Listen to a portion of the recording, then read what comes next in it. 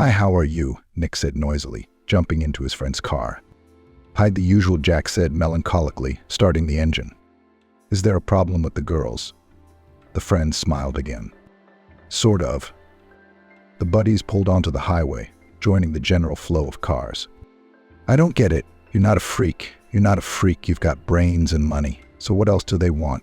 You're young ladies." Nick shook his head. "I don't know. Maybe it's just bad luck, I guess." "Well, don't feel bad. You'll find the right one again." "I'm not upset. Wouldn't care at all if it weren't for my dad," Jack shrugged. "Frank? What's he worried about?" His friend raised an eyebrow in surprise. "You see, he's a businessman. So he wants to see his only son next to some pretty girl, a thoroughbred with a good pedigree." "Are we talking about dogs or something?" Nick grinned. "Very funny," Jack smiled crookedly. "By the way, Dad was a good walker. In his time, he always wanted to make a macho man out of me, to be first in business and in demand with women, a worthy successor to the family name. In short, in principle, a logical desire." "Yeah?" Jack felt the longing building in his heart again. His father's consumerist attitude had always hurt. Frank's desire to mold Jack's personality in his own image had depressed the young man, forced constant conflict with his only family man, and left them with many unpleasant scars on their hearts. "You're free now," Nick broke the silence. "You mean with my father? Did you introduce him to someone already?" "Without wanting to. I'm dating a model girl now." "You poor thing. I'm so sorry for your loss," his friend sighed enviously, thinking of his bride-to-be. Jack only shrugged.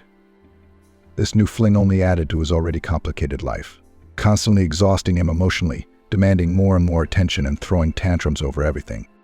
"She's particularly stroppy," Jack exhaled cautiously. "Likes different gifts, restaurants, cafes. Very appreciative of attention to herself. Most importantly, she's always trying to show me she's taller than me." "Does she wear stilettos?" Nick joked. "No, by personality or status. I guess I don't know how to say it.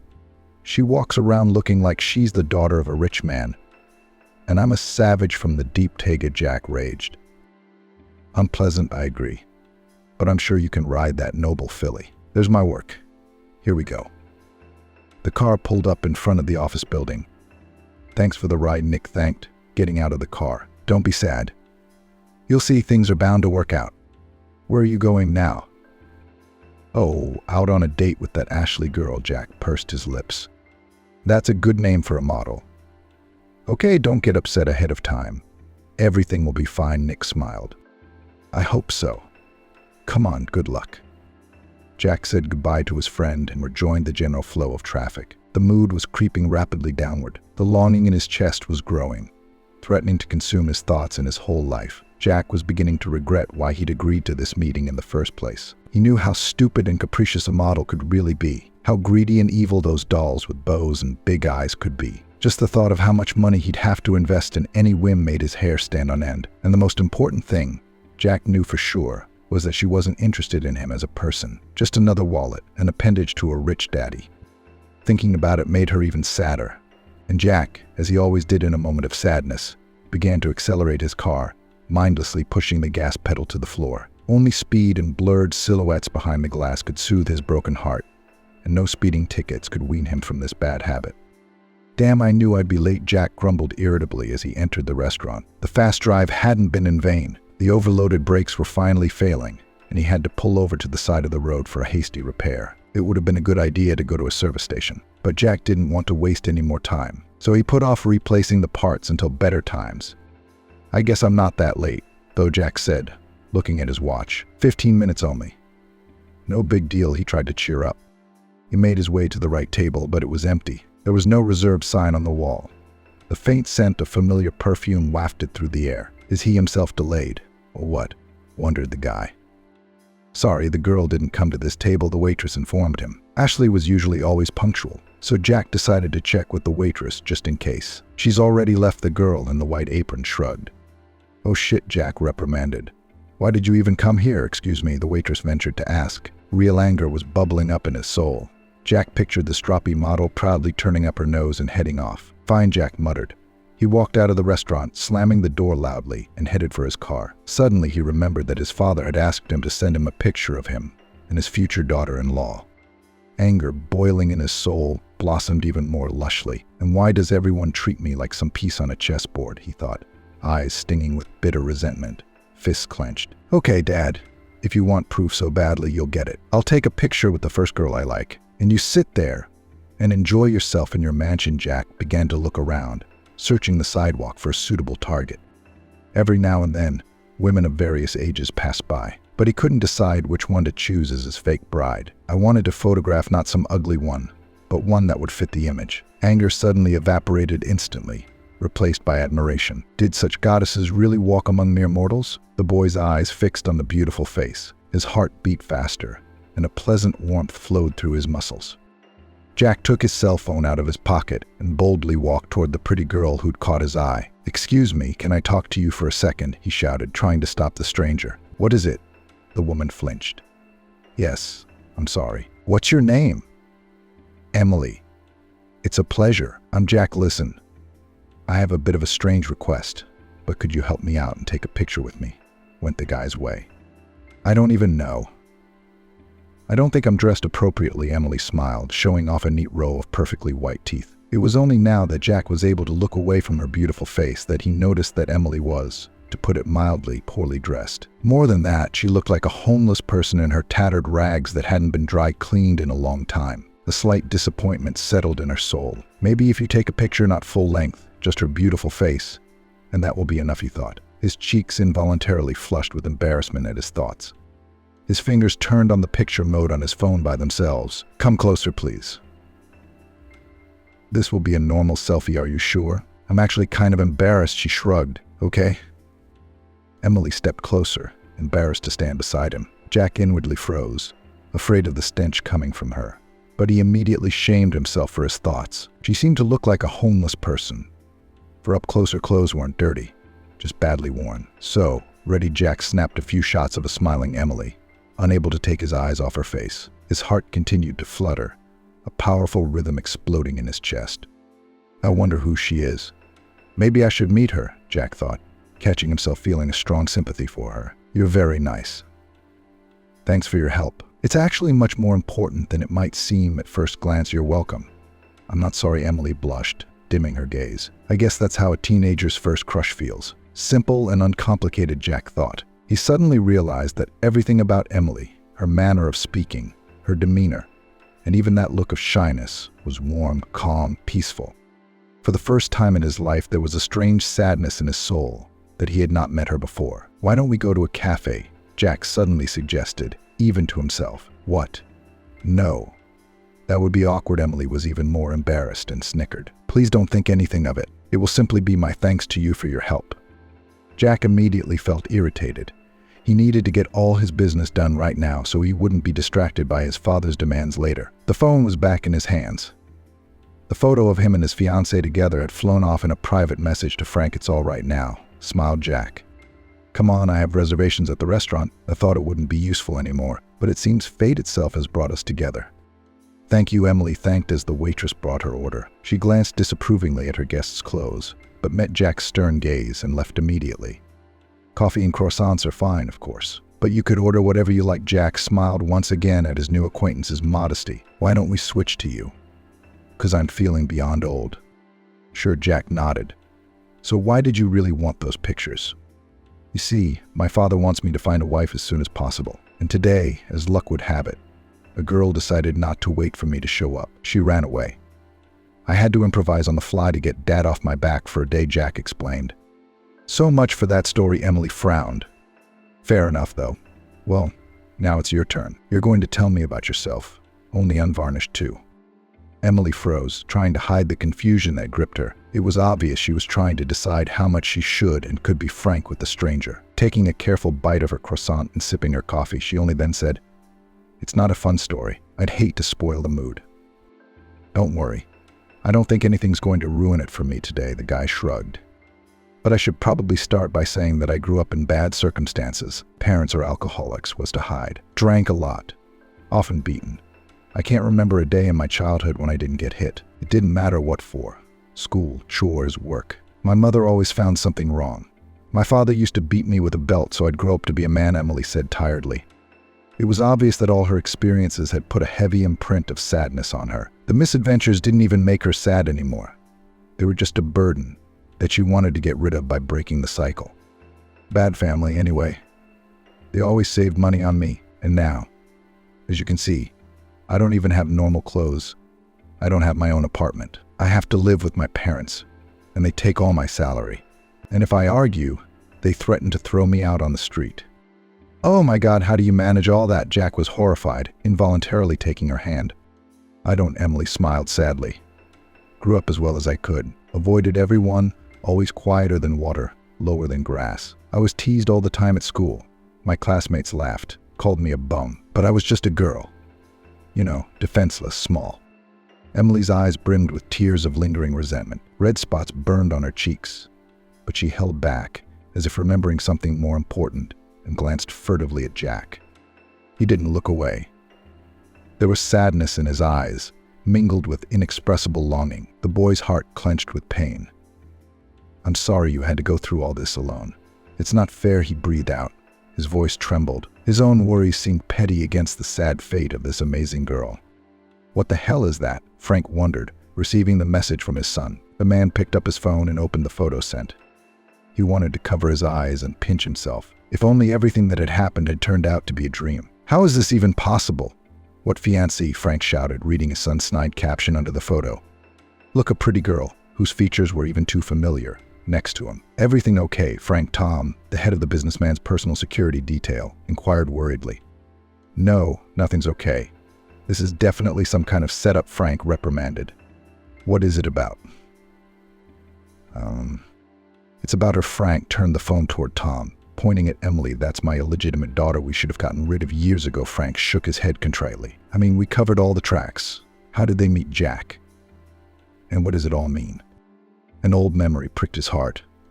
I don't like the whole thing. And it's not just the poor girl. Frank thought. I know Emily in absentia. Never met her. Was sure the orphan didn't know I existed, Frank said. I looked out for her, but I never made contact. I remember your instructions. Years ago, we placed her with another family. I just didn't realize she was your own daughter, Tom said in surprise. Out of wedlock. I had a misstep with a woman once, but it wasn't an affair.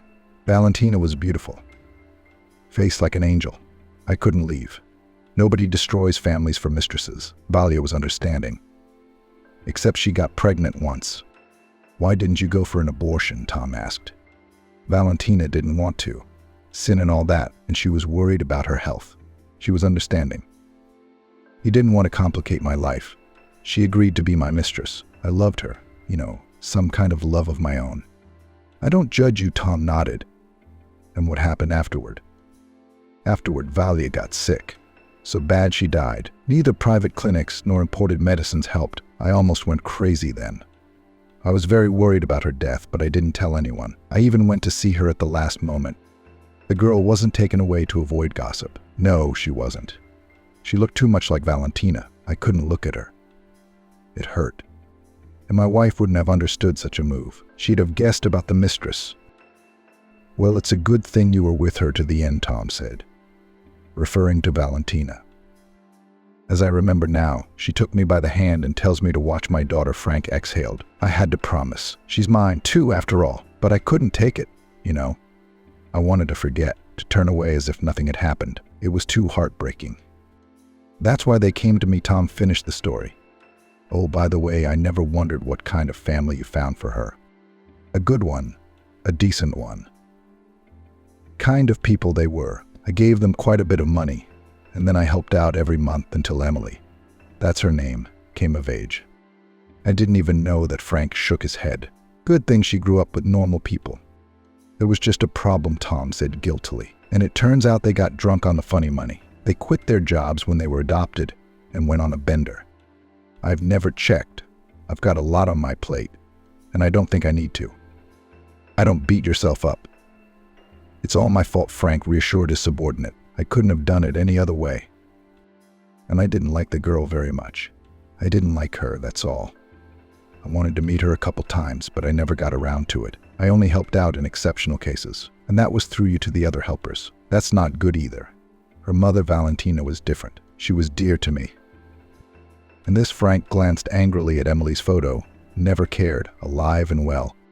Maybe a little softer somehow. Since she and Jack met, she's blood. No, I don't want to see her. Especially not around my son, not as a sister, not as a fiancée. We need to separate them as soon as possible before it's too late. Shove them somewhere in a crevice so deep she's sure she'll never get out of it again. I'm sorry, Frank, but how can you give up your child? Tom asked quietly. It's like this. There are such things in life. You're young, you'll figure it out too. Frank brushed it off. Okay, I just didn't understand anything about the bride, shrugged the security chief. See, Frank poked at the caption under the picture Jack had sent, and they're dating, apparently. Don't even know they're blood relatives, or they do. And that's even worse, unthinkable. But who would have thought the past would catch up? Frank felt a deep irritation. To him, those fake selfies were the very real thing, which meant his son's love for his half-sister could end with irreparable consequences. We have to do something. But without Jack realizing it. Secret Tom smiled. I don't want to explain anything to him, and I don't want to let him in on matters of bygone days. That's one thing. And second, God forbid there's real love out there and we ruin it. The guy would hate me to death. And that's not a good thing. Frank shook his head. And how do we do that? Tom asked. I could, of course, tell the guys. No, wait, this is a delicate matter. We have to think about it. Calculate our options. Frank ran his hand through his thick hair, as he always did when he was thinking. Tom waited patiently. He had long ago developed the habit of not rushing his boss, giving him a chance to wander in his own thoughts. Suddenly, the silence of the office was pierced by the sound of the intercom. Frank flinched. He looked at the security camera screen and raised his eyebrows in surprise. Who's that?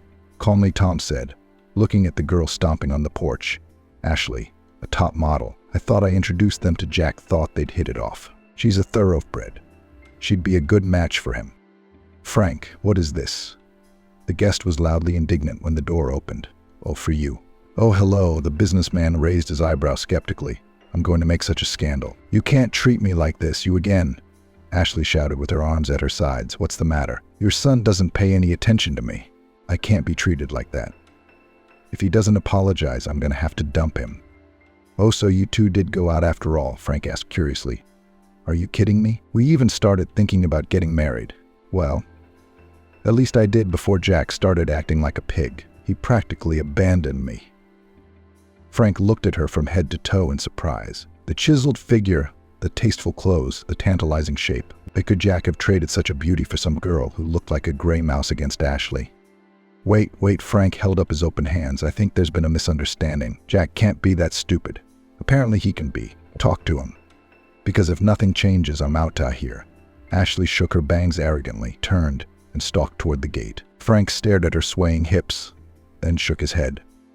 I've got to have a serious talk with my son, he muttered, closing the door behind him. Good evening, son. Frank smiled predatorily when he saw Jack. Hi, Daddy. The boy answered suspiciously. Is there anything you want to tell me? Everything went cold inside. I wonder if it's the pictures of Emily, the broken brakes, or the accident he's forgotten about, he thought. The guy thought. Going over his options, Jack leaned against the wall, folded his arms across his chest, and prepared for a long conversation.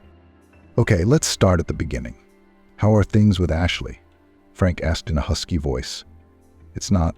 If you tell me now that you left your fiancée for a tramp, I don't know what I'm going to do with you, his father shouted sharply. Don't you call her that, Jack jumped up. Emily had not yet become truly close to him, but the word, coincidentally used as a schoolyard tease, hurt him. Teach me a lesson, you puppy, Frank blustered. Why did you dump Ashley? I asked. Why would I want a fiancée like Ashley if she was as stiff as a Greek queen? And in reality, she's just another Barbie, Jack countered. But she has all the makings of a good wife for a respectable man. Don't you realize that women are jewelry to us, like an expensive car or a yacht? You don't have to love your Mercedes, but you'll drive it because it's your status. What is this nonsense? It's not the 17th century anymore. Dad, don't tell me you've fallen in love with the ugly girl in the picture you sent me today. And if you did, what then? Jack and Frank exchanged angry glances. The businessman realized that the discussion had reached an impasse, and his son, too, would cross him out of principle to prove his independence. Better to be so cocky in business. He'd have started his own company long ago, Frank thought. Better for who? For you? You can't be together anyway. You'll see. That new girl of yours will suck up all the money and disappear as soon as she realizes there's nothing left to take. Poor little things are all the same. Like I'm going to have silicone Ashley with me until I'm old. Jack snapped. At least Ashley's not stupid and understands perspective. Frank exhaled heavily, seeing in his son's eyes that any conversation was futile. They needed to be broken up right away, tales popping up from the past in such an inappropriate way, before the game went too far and out of hand. We'll talk in a couple days. Someday you'll be old enough to remember what respecting your own father is. Then we'll have to not talk. For about 100 years, Frank said. Jack turned and went to his room, slamming the office door goodbye. It was obvious he could barely contain his rage. In parting, he slammed his fist on the wall, as if there really was an enemy to be destroyed. Rage always needs an outlet, and the feelings raging in Jack's soul were enough to bring down the facade. "Tom, come in here," Frank shouted angrily over the intercom. The head of security immediately appeared in the office, as if he'd been waiting to be called in for a conversation. "We need to break up Jack and Emily right away," Frank said. "And you've already figured out how to do that," Tom readily clarified. "First of all, send your boys to her. That is, make it clear to them that they are to make it clear that they are not to meddle where they are not asked," replied Frank. "Will do," nodded Tom. "Pretty girl," came a man's voice from a car parked in the driveway. Emily looked around fearfully and quickened her step. Several young men immediately jumped out of the car, unequivocally blocking her way. "Hey guys, I need to go home." "Let me go, please," Emily said quietly. "No problem. My name is Artem, don't worry, we won't do anything to you. Just don't go near Jack anymore. And live your life as you have been living it," one of the guys smiled. "What does that have to do with Jack?" Emily was taken aback. "Jack's not your bird," Artem spat under his feet. "His dad wants you to stop messing with the guy's head. You understand? People like us aren't allowed to go out with people like them, only to work. And also stay out of sight. Understand?" The girl frowned, looking at the grinning thugs. The deeper meaning of what she had just said began to dawn on her. Frank had decided to start running his son's life again. He and Jack had talked about it then in the cafe, when Emily felt the boy's hidden pain. "Do you think I have anything to lose? Sure, you can intimidate me easily," Emily said boldly, looking into her abuser's eyes. "You what?" Artyom immediately perked up. "I warned you nicely. Humanly." Emily felt a burning sense of injustice, of resentment, not even for herself, but for that strange, thoughtful, handsome guy who had listened to her story with such warmth and concern. Even if nothing worthwhile could come out of it, she was determined to help him now, even if it was as insignificant as refusing to follow the will of his powerful father. "You guys go far away. Jack and I will figure it out on our own," somehow Emily stated boldly. "How about if I give you a good lesson?" Artem raised his hand as if he wanted to hit the girl, but she continued to stand her ground with righteous anger, looking into the eyes of her offender. "The neighbors have gathered for the shouting, so the police won't be called," the second thug said quietly, squinting at the windows. "Let's get out of here," Artem muttered. "And you, Dusty, think about what I said." "I'm sorry, I didn't mean to jerk you around. Busy, I guess. But it's just important," Emily informed her with a frown. "That's okay, I'm always happy to chat with you," Jack said with a friendly wave of his hand. They met again outside the same restaurant. The young men had recently developed a camaraderie between them that they both enjoyed. "Your dad's men came to see me recently," Emily said quietly. "What? Why?" Jack wondered. "They said you and I shouldn't see each other, to keep me out of things I'm not asked to do. After all, you're a bird of a different flight," she smiled sadly. "What the hell?" Jack exclaimed indignantly. The irritation spilled over the edge again, causing the young man to clench his fists angrily. Emily was embarrassed, silent. They remained silent for a while, recalling the events of the day. Finally, Emily couldn't stand it and asked, "Are you okay?" "No, sorry, but no. He's already controlling my every move. He imposed that goofy model on my fiancée, and when it didn't work out, he decided he could tell me who to love again." Jack suddenly realized the meaning of his words and was embarrassed. Why could you be love in a way? He thought. Emily, sitting across from him, evoked the warmest feelings in him. That was why his father's inconsideration had caused such a violent reaction, turning his soul upside down. This snob behaved like a complete master, demanding from his son complete obedience and compliance with some special status, to live by the rule, to eat, think, breathe, all according to the pattern, so as not to disgrace the family name. All these conventions so bored Jack that he was ready to give up in the money and the famous family name, just to leave him alone. "Let's go away," the boy said suddenly. "Where to?" "Away from the city. To despite everyone. Some place where we won't be told what to do, who to love, or how to live. Are you really willing to do that? Of course. I'm tired of living under the oppression of other people's ambitions. Ready to leave all these artificial beliefs behind and set out on a new life right now. You're inspiring, Jack muttered. Are you sure you want to go into this new life of yours with me? Emily asked quietly. Jack looked at her carefully, trying to figure out what was confusing her. By now they were already in a relationship that wasn't exactly serious, but something like a good friendship and maybe sympathy. Jack desperately wanted to see where all of this could lead and what kind of beautiful blossom the feeling that had budded in their souls would turn out to be. But he realized that as long as they were both under the watchful eye of their omnipresent father, their flower would never have a chance to bud. Yes, you're the one I want to go away with, Jack said, as he hugged Emily. Then I agree. I am happy, she exclaimed. They ran to the car, loaded as they were, without belongings, without the heavy load of the past. The motor roared confidently. Jack turned out of the alley and sped forward. Where are we going? Where are we going? Emily asked cheerfully. I don't know. We'll decide as we go, Jack replied confidently. Okay, Emily snuggled happily into the guy's shoulder, feeling the warmth emanating from him. The night road was practically empty. They had eased out of the city center and were following the lantern-lit line straight to the suburbs. No one else will be pointing us out, Jack said confidently. Obeying habit, he began to add gas, enjoying the breakneck speed. Careful. The asphalt seemed slippery. It rained recently, Emily warned him. Nonsense. We've done more rallies with this little girl, Jack said confidently, patting the steering wheel of the car as they continued to speed forward. Watch out, Emily was too late to notice the car swerving toward them. Some daredevil had decided to test their reactions too and had barely avoided a collision. Jack twisted the steering wheel and the speeding car skidded. The tires squealed, the brakes failed and finally broke, sending the car into free flight. Jack, wake up, shouted Emily, tears welling up in her eyes. The girl herself got off with bruises and abrasions, but the daredevil driver was badly hurt. An ambulance had already rushed to the scene of the accident. The paramedic, who had already finished examining the victim, said, "We need an emergency transfusion, and fast." "Then take him to the hospital," shouted the girl through her tears. "We'll take him. But I'm not sure there's any suitable blood there," the paramedic shrugged. "Do you have any donors in mind? Relatives, brothers, sisters? I don't know. He's got a father." "No one else, it seems," Emily exclaimed. "Then the situation may not be rosy. We'll call his father. But you try not to be nervous," the paramedic said on the way to the hospital. The doctors contacted Frank, the businessman, immediately rushed to the clinic to take all the necessary tests and wait for the ambulance with his wounded son. "Frank, it's okay. Your blood is a match." "But there's one thing," the lab technician said, embarrassed. "What nuance?" roared the flustered businessman. "We ran the tests.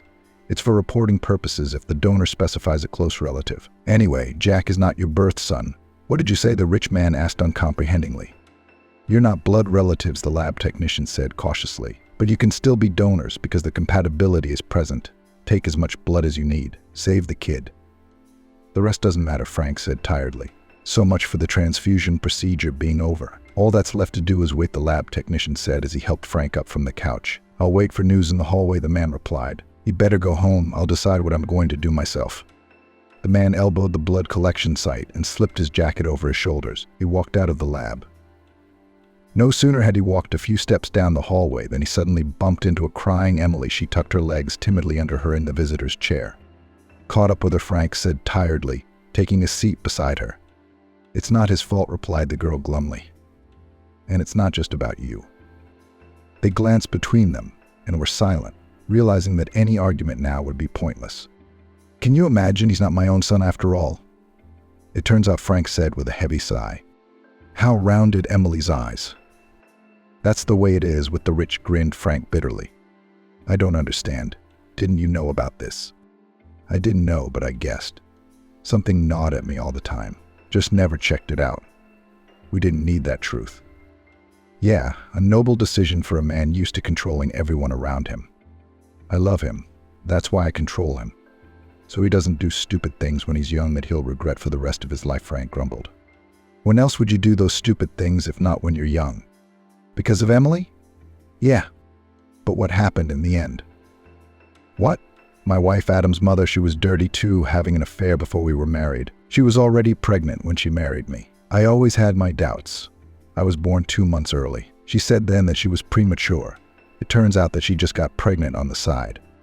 And you kept raising him as your own all this time. Even when in doubt, wondered Emily. Of course. It's not about biology. A real father is the one who raised him, taught him life, left him a legacy, Frank replied instructively. Too bad my dad was a drunk all his life and gave me nothing, sighed Emily. Your real dad isn't a drunk, but he failed at parenting too, Frank shook his head sadly. What do you mean real? He dug into the inside pocket of his jacket and pulled out a form folded in half. While we were having our blood drawn, I had the lab tech take a DNA test on you and me. They're running them anyway. So watch this. Emily took the slip of paper with a trembling hand and was surprised to see the highest percentage in the compatibility column. What, you and I are related? Couldn't believe Emily. Yes, I'm your biological father. Silence hung in the hallway for a moment. A shocked Emily tried to digest the information, and Frank just didn't know what should be said in such cases. Why didn't you take care of me then? I just couldn't. You were too much like your real mother. I needed to get rid of the past. Couldn't you at least find a decent family? I've been through so much, Emily whispered, feeling hot tears rolling down her cheeks. I'm sorry. I know I can't undo anything, but right now I'm truly sorry for what I did. And believe me, that sin will stay with me forever, like the most burning stigma I can't get out. So Jack and I aren't blood relatives since he's not your son? Asked Emily. Of course we are. And I won't get in your way again, never to separate you. If that's how you feel, nodded Frank. And thank you for that. Can you ever forgive me? I don't know. That's something I'll have to think about a lot, but first, wait for Jack to wake up, replied the girl.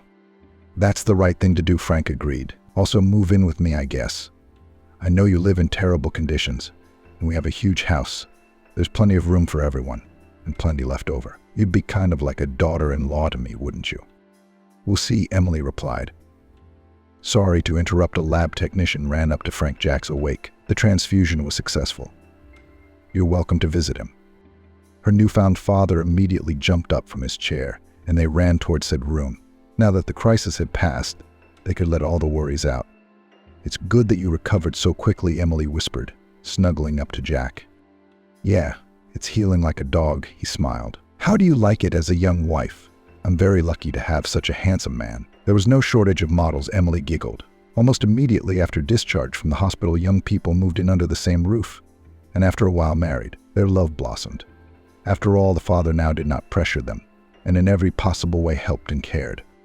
For the first time in her life, Emily felt happy without looking back and without fear of the future. By the way, Ashley got what she deserved. Not only was she left with nothing, but she was kicked out of the agency for truancy and being overweight, Jack said. Are you following her fate? Squinted Emily slyly. No. Her father told me. Where did he get his information that I don't know? The young people embraced, sitting on the living room couch. For the first time in a long time, they could be just the two of them. No worries about tomorrow. The family idyll was interrupted by the sudden ringing of the intercom. Jack glanced at his watch in surprise, figuring out who it could be bringing so early. It's for me, came Frank's voice. Though there'll be a surprise for you, too. The mysterious businessman seemed to walk right up to the front door, then swung it open, letting the guests in. Meet our new maid, announced Frank, ushering the girl into the house. Wow, exhaled Emily. And you turn out to be a proud beauty. Jack shook his head. I smiled, Ashley embarrassedly, catching sight of her former fiancé. Behind the harmless smile, however, was a professional grin. It was clear that, despite her image as a sweet sheep, Ashley was still the same bad wolf who had once threatened to leave Jack for the slightest offense. Well, they finally brought my friend in. Well done, smiled Frank. Wow. A grandson in arms, little Arseny laughed merrily, sitting on his grandfather's lap. He was interested in looking at things in the workroom, playing with obscure papers and writing utensils, looking at slides of work presentations. A real businessman is growing up, Frank grimaced, looking at him with a gold pen on a blank sheet of paper. But he'll be a businessman if he wants to be. But only if he decides for himself, warned Jack gravely. Sure, nodded Frank. I've already realized my mistakes. So I won't impose with parenting, all right? Study up. He's yours all day today. And Jack and I want to go on a business trip. So we'll leave Mr. Businessman in your care, Emily smiled. The young couple left the house. The happy grandfather began to take care of his grandson. It wasn't often they got to spend time together. The parents preferred to raise their son on their own, after all. Okay, we'll still play and walk with you. Only Grandpa needs to finish some documents, Frank said, leaving his grandson in the care of the maid. He went into his office to finish his work. "What are you doing here?" asked Frank, noticing the maid near the filing cabinet. "Oh, good afternoon, Frank. I thought I'd clean up your place while no one's here," she chirped. The man looked over at the former model and almost whistled. Ashley had decided to wear her most seductive outfit today, consisting of a short skirt, fishnet stockings, and a blouse, and the garment was so tight that it barely fit over her voluminous breasts, emphasizing all her embarrassing charms. "Well, if you wanted to clean up, go ahead. You're not bothering me," Frank waved. Ashley nodded happily and immediately bent down, ostensibly to correct the folders on the lowest shelf. The man's eyes caught a glimpse of her round buttocks, which she deliberately displayed in the most favorable angle. "Yeah," Frank exhaled, trying not to look in that direction. He walked over to his desk and tried to do some paperwork. But Ashley, as if on purpose, started spinning around beside him, ostensibly brushing dust off the windowsill. "Oh, I'm clumsy," she exclaimed. The vase of flowers swung awkwardly, splashing cold water on Frank's pants.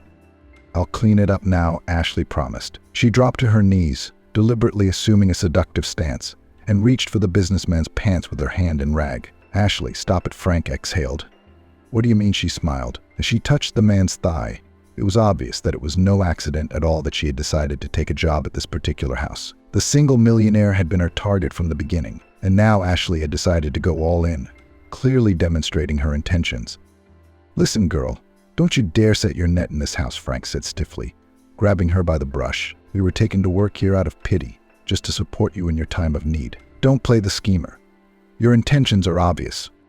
"What are you talking about?" Ashley asked in a deliberately innocent voice. "Enough with the comedy. Either you do your job properly, or I'll kick you out of the house, and I'm going to give you a reference so bad you won't even get a job as a convenience store clerk." Ashley rose from her knees. Her eyes glittered with unconcealed hatred. "I don't know what you think you're doing, Frank, but I'm not interested in you as a man at all. I was just trying to be polite." The former model went to the window, pulled back the curtains defiantly. Outside the fence not far from the lot were parked cars, clearly waiting for someone. "My fiancé, by the way, is waiting for me to finish work so he can drive me home. We love each other, and believe me, he's much more attractive than men your age." "Well, great. Then you're free for today. You can go far away with your fiancé." Frank nodded. Ashley hummed resentfully, raised her head arrogantly, and walked out of the office. Frank only shook his head, not appreciating the performance, and plunged back into his work. "Dad, we're back," Jack called out of habit. "Why, what time is it?" Frank shuddered, tearing himself away from the papers. The businessman hadn't noticed the whole day that he had envisioned spending playing with his grandson had passed. "We just got off early." "Thought we'd sit with you," Emily replied. "Where's Arseny?" "Where's what?" "In the living room playing." "I left him in the maid's care," Frank said, confused. "I mean, Dad, he's not there," replied the son restlessly. "The baby's missing." Emily ran into the study. While the men chatted, the young mother had time to run around the manor and make sure her son was missing. There was genuine terror in Emily's eyes. She could barely keep herself from becoming hysterical. "Sophia, where are you?" Frank shouted, turning to the maid. "I'm what?" Here came a woman's voice from the kitchen. "Where's the boy?" "What boy?" She raised an eyebrow. "My grandson Arseny. I left him in your care," Frank said. "But what supervision?" The maid splayed her hands. "I have enough to do. I thought you were looking after him." "How could I?" Jack didn't bother to listen to the confused explanation. Fear for the child had completely taken over his mind. The thought of a helpless little baby wandering around the neighborhood made them neighbor. Arseny had only learned to walk a couple of months ago, and there were so many dangers around. "I'll run to the other side of the street." "You run to this side," Frank shouted. "We should canvass the neighbors. Maybe he's sitting at their place or they saw where he went." Emily nodded, struggling to hold back tears. Panic and anger sputtered in her soul. Her heart clenched again, aching for the small, trusting creature so suddenly left alone in an unfriendly world. She dashed for the exit of the house, suppressing by an effort of will the vision of herself as a little girl, just as she had been left unattended in her distant childhood. "Excuse me, have you seen the little one? Didn't pass through here," she asked the nearest neighbors. "Hasn't run by?" "There's a little boy here. Maybe he came by to play."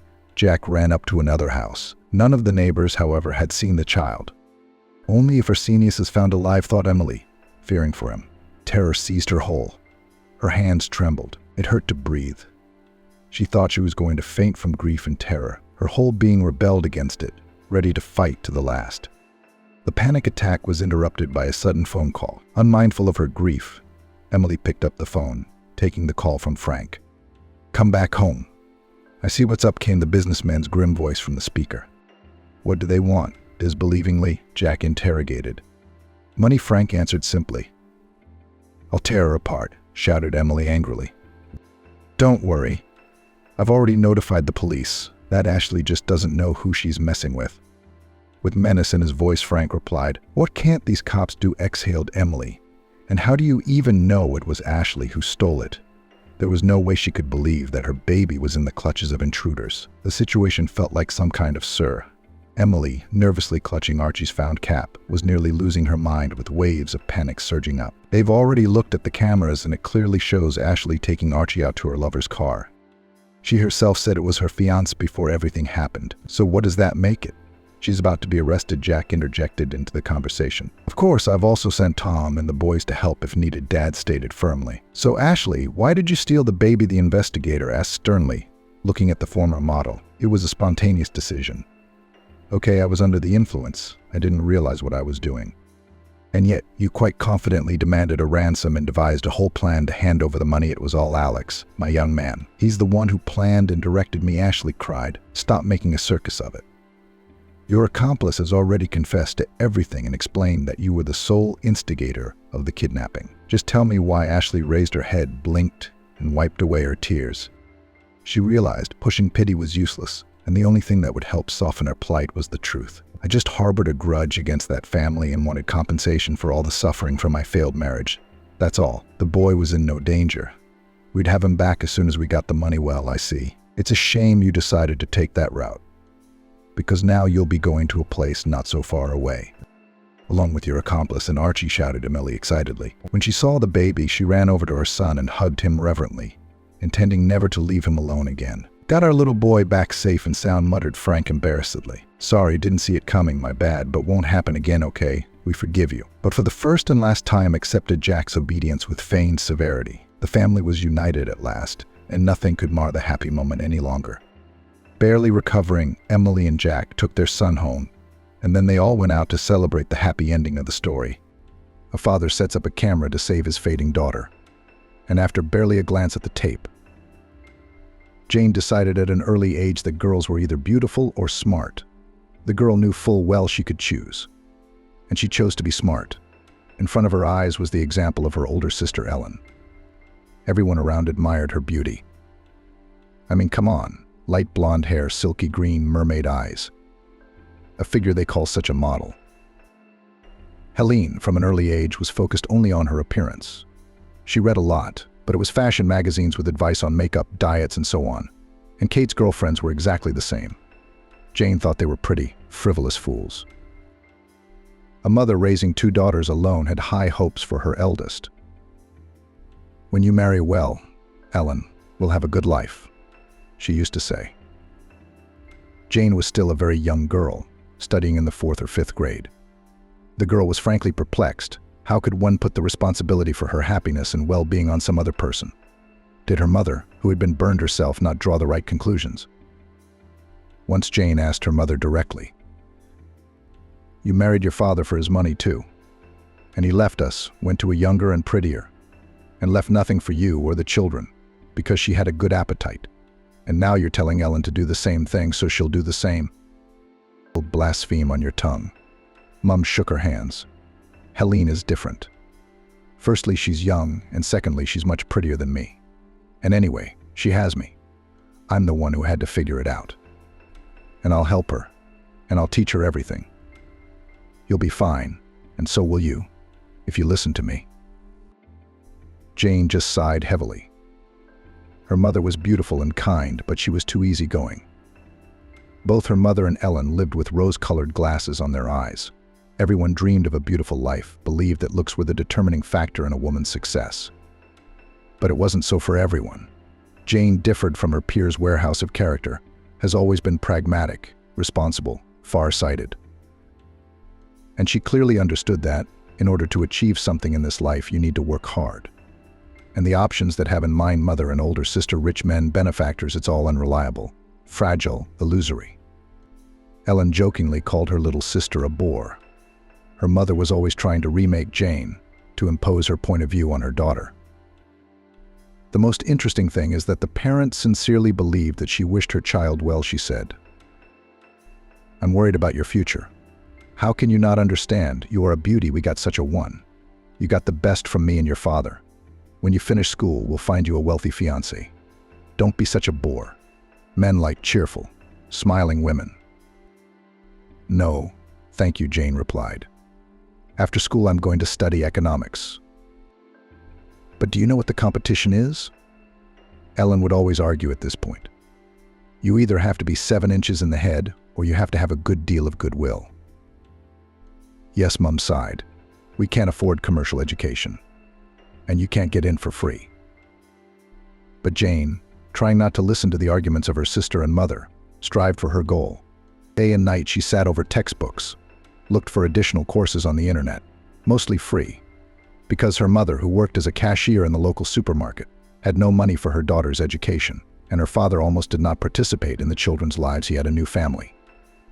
No, he still transferred some pennies of alimony, but everything was limited to that. No communication, no support or help in difficult situations. Jane knew from childhood that she could not count on him. The girl in her heart wanted at least once to meet and talk to her second parent. It seemed to her that, perhaps, the character she went just in it, because the mother in Helen Jane did not resemble at all. But he did not seek to meet his daughters. And Jane didn't want to impose.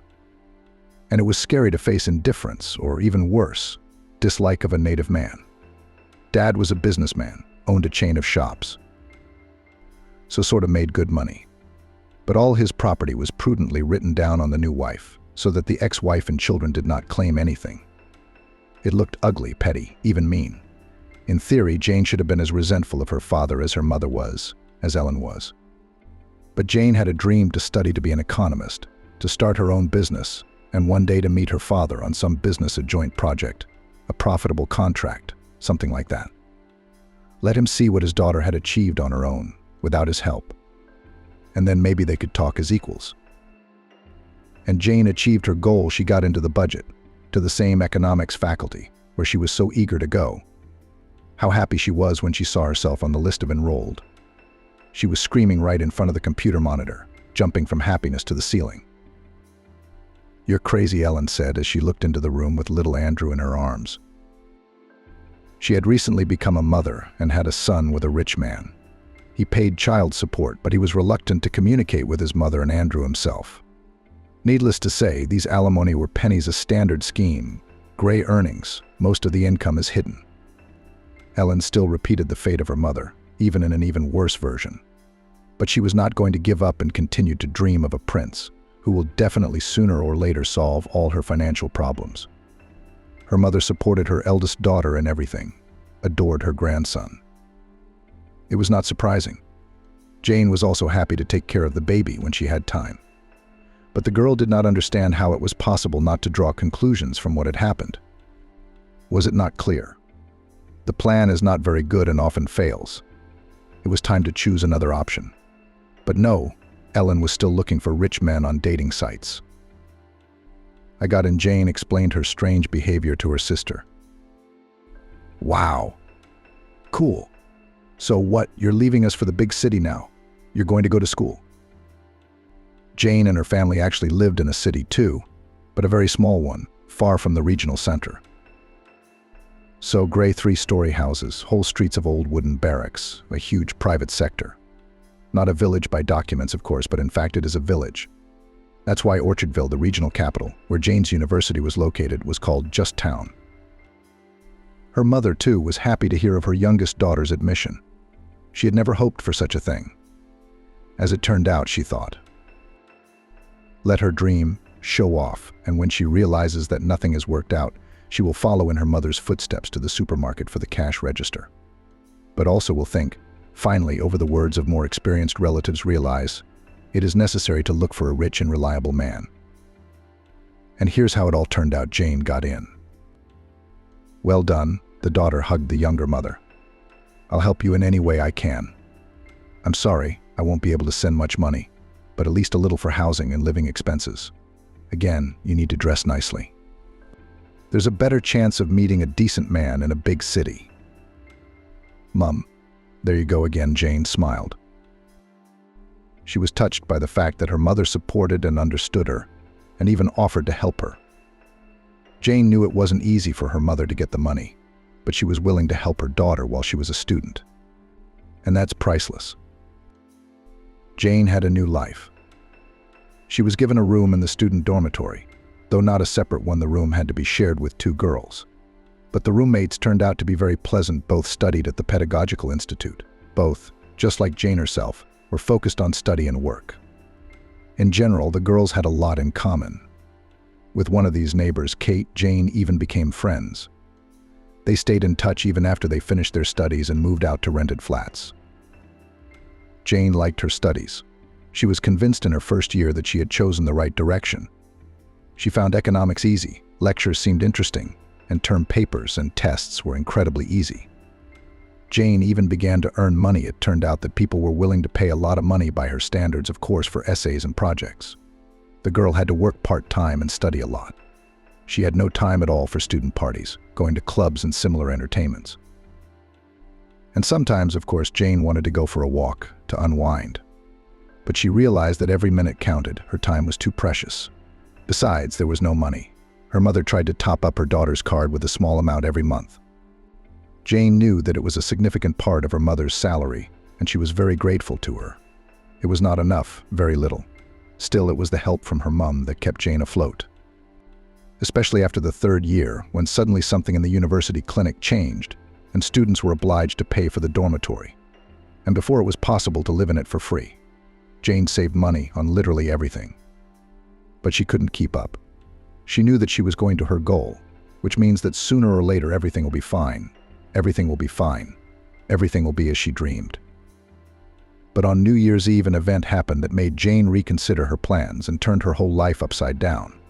It happened at that hectic time when before the New Year students try to pass all credits in time to start the winter session after the holiday without debts. Jane was just getting ready for a credit in economic history when she received a phone call from her sister. Helen's picture popped up on the screen. On it, the girl was smiling broadly and looked like a star. Jane knew at once that something was wrong. Ellen would not call her at the 3rd hour of the night. It was Jane who was awake, preparing for exams. And her sister herself at that time should be having her 7th dream. Mum's in trouble. Ellen's voice rang through the receiver. It seemed she was close to hysterics. Come over. What's wrong? Jane felt her limbs grow cold and her stomach felt empty for some reason. Anxiety gripped her heart with an icy hand. Was she alive? But it was impossible to get a coherent answer from Ellen. She was already sobbing and sobbing into the receiver, dropping only a few insignificant phrases. Mostly they were wails about how she was afraid and badly off, as if the trouble had happened in the evening, but Ellen was informed only now, just a couple of minutes ago, and she immediately dialed her sister. Of course, at that moment there was no question of any credits and exams. Jane took the first flight home in the morning. She was almost the only passenger at the bus station at such an early hour. Jane found her sister in a terrible state, her hair disheveled, her face swollen with tears. In her arms she held her youngest daughter, Lillian, a baby girl. Ellen was already a mother of many children. Her eldest son, Andrew, then 2 girls, yearlings, Chris and Lillian. None of the fathers were involved in the upbringing of the children. The princes, sons of wealthy parents, refused to raise offspring and basked in money. With Helene, they were just having fun, with nothing serious in mind. And she kept stepping on the same rake, getting pregnant on purpose in the hope of finding a happy, strong family. If something happens to me, how will I cope with them alone? Ellen looked at Jane with confused eyes, as if expecting her to offer a way out. But Jane was ready to hit her sister at that moment. She didn't know what was wrong with her mother, and she was only thinking about herself. How did it happen? She asked. They had a corporate party, Ellen said, rocking her daughter. They must have been drinking. They told me Mum was crossing the road in the wrong place. Jumped out in front of that bus. The driver couldn't do anything. He's in shock himself. He's kind of in hospital now, too. He had a heart attack right there on the spot while it was being sorted out. While they were sorting it out, I got a call late last night, and I called you straight away. So Mum's alive? Jane clarified. That was the most important thing to her. What hospital is she in? A hospital not far away. Jane jumped out of the house, hailed a taxi. She had to get there as soon as possible. She had to find out what was wrong with her loved one. At the hospital, Jane got the terrible news. Mum's gone. She'd only recently passed away. As Jane rushed to the clinic, it all happened in the ICU. The doctor then said that there was no chance of a good outcome, the injuries were too serious. And Jane would not have been able to say goodbye to her mother anyway. She was in a coma. And still the girl blamed herself for her carelessness, for not supporting her mother by the hand while she was still alive. Jane was signing some papers when she received a phone call from a sobbing Ellen. She had been informed by someone on the nursing staff, and now the older sister was in a state of near panic. It had been a difficult time. Arranging the funeral, trying to bring the sister who had to look after her babies no matter what, and the gradual realization of the terrible fact that the nearest and dearest person in the world was now gone. Just no, that's all. The father did not turn up at the funeral, although he could not have been unaware of what had happened. This man did not even call his daughters, did not try to understand whether they need his help. Probably thought they were adults.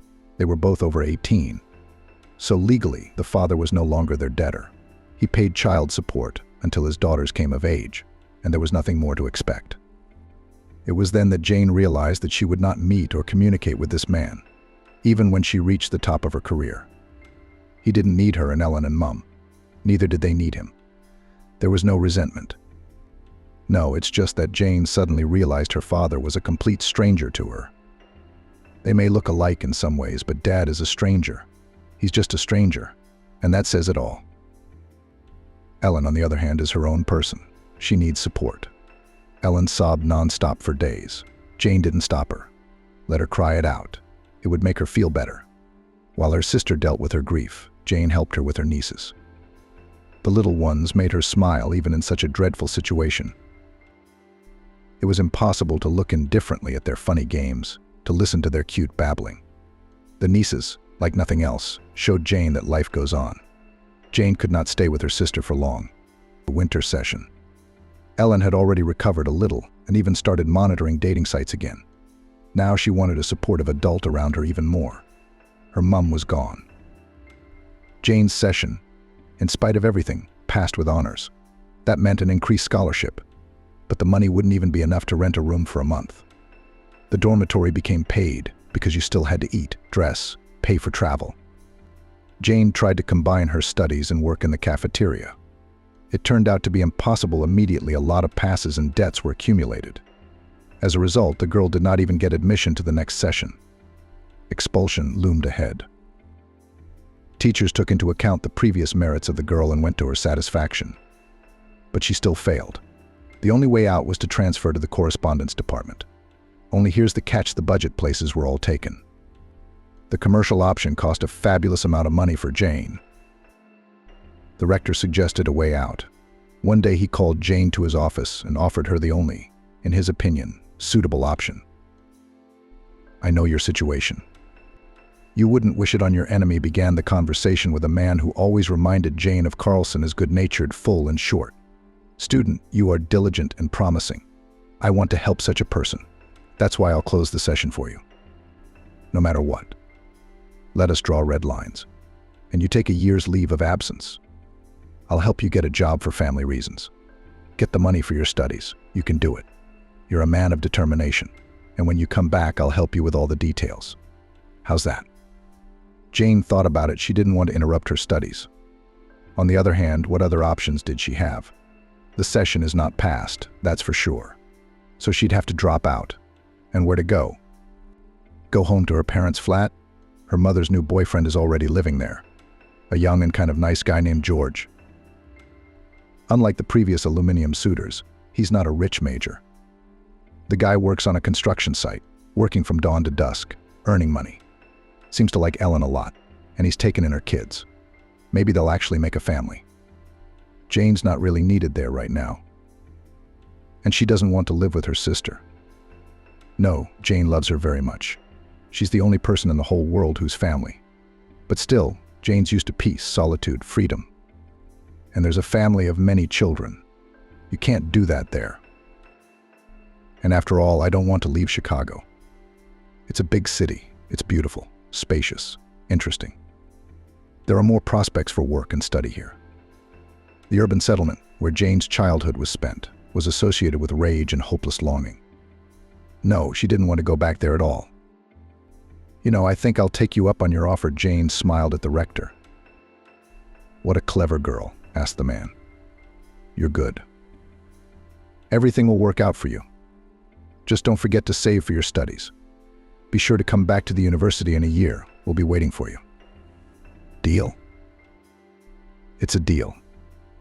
Thank you so much for the offer. That same night, Jane started looking for a job. She urgently needed money just to survive, to buy food, to pay for a roof over her head, the most effective motivation. It turned out that it was simply unrealistic for a girl with an incomplete university degree to find anything close to the desired profession. Jane was rejected everywhere. Employers did not even consider candidates without a diploma. The girl realized that she could show herself at the interview, but it did not even come to that. After a couple of days of fruitless searches, Jane realized that it was time to give up her dream of working as an economist, or rather to postpone it until better times. In the meantime, she had to find something. When the bar was lowered a bit, things got better. There were plenty of jobs for Jane: waitress, cleaner, saleswoman, but the wages were meager. No, it was enough to live on, especially if you saved money. But Jane had to save up for a year's study.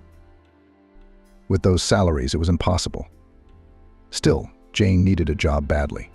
Immediately, she chose the path of a waitress in a bar in the city center. There were plenty of reasons for the job. Firstly, there was extra pay for night shifts. Secondly, tips were very helpful, sometimes even very generous. And thirdly, the last job gave Jane the opportunity to write term papers and tests to order. And an extra penny in the piggy bank, and brains are not idle. That's the upside. Jane even liked working in the bar. The team is friendly, the bosses are loyal. The crowd was decent. It was a rock bar whose owners cared about their reputation. The atmosphere was monitored. Undesirable elements were expelled with guards and not allowed back in. And another. Local band musicians, performers, and visiting guests gathered here every night. In short, live music, and it was beautiful. Jane enjoyed listening to the musicians perform, singing along, dancing. This was welcome in the bar. To work as on holiday.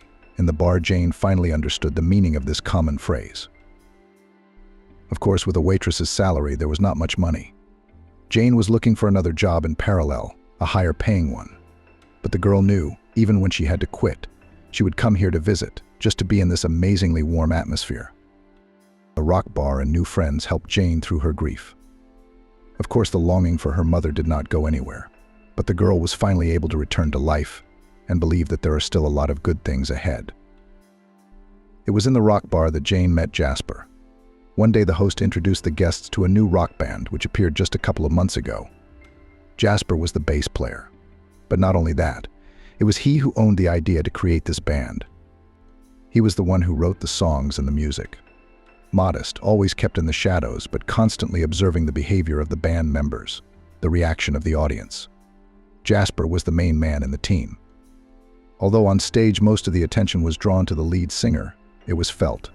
It was noticeable from the first glance. For some reason, Jane immediately singled him out and reached for him. She didn't recognize herself. Jane realized that she was not in a position to fall in love and have affairs. She was focused on her career, on her studies, on getting back on track at university. She couldn't be distracted by that. And yet, Jasper didn't flirt with the waitresses, didn't talk to anyone first. He was serious, focused on his work.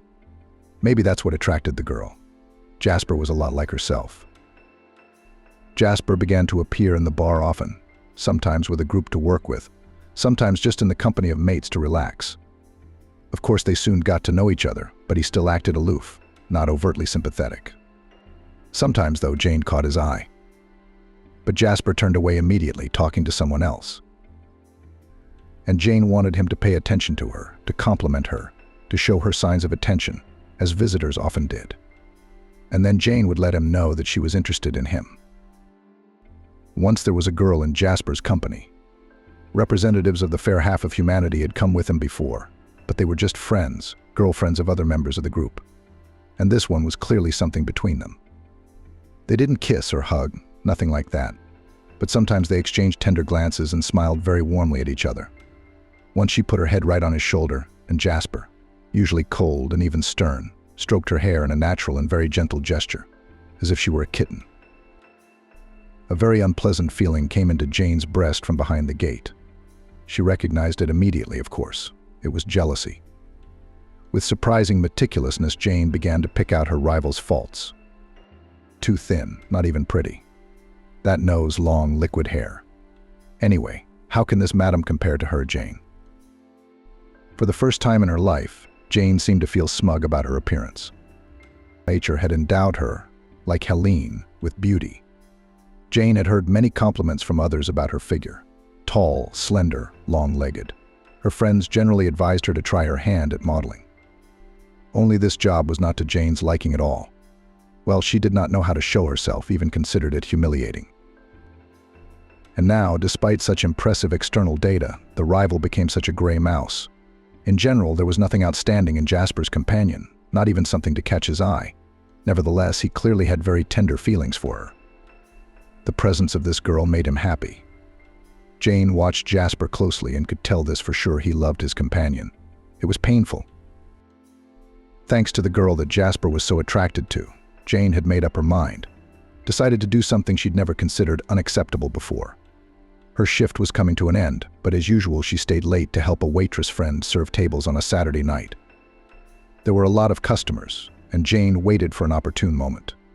She'd even had a few drinks beforehand for courage, to make her feel more confident and relaxed. Jasper stood up and headed for the exit.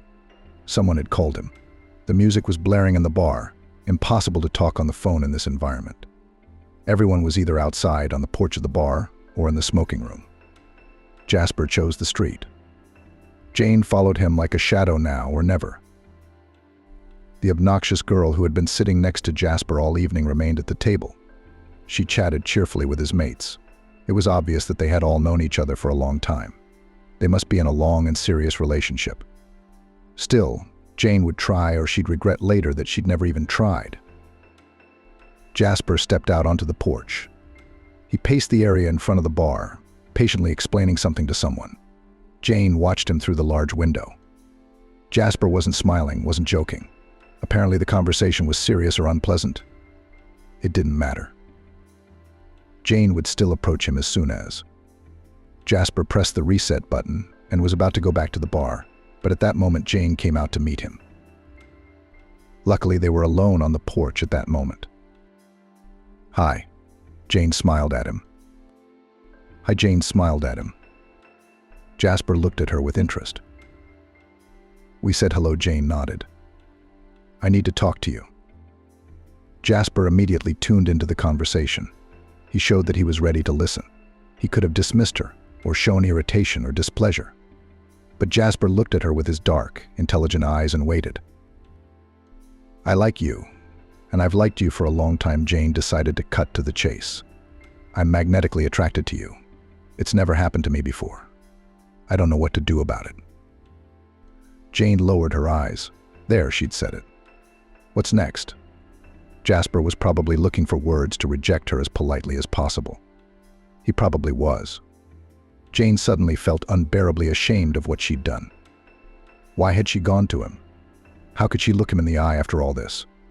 Jasper often came to the bar. And then Jane felt his hands on her shoulders. A gentle touch, as if she were some incredibly fragile vessel. Jane, her name came out of Jasper's lips and sounded like beautiful music to the girl. Jane, I couldn't even imagine such a thing. Jasper looked at her and smiled. He so rarely smiled after all. His eyes, the girl could see it clearly, shone with happiness. Sincere, real happiness. What's going on? Was he happy to hear her confession? Instead of words, Jasper kissed Jane. It made the girl dizzy. He had his arms around her. He held her, or rather even held her, because her legs were literally shaking from the kiss.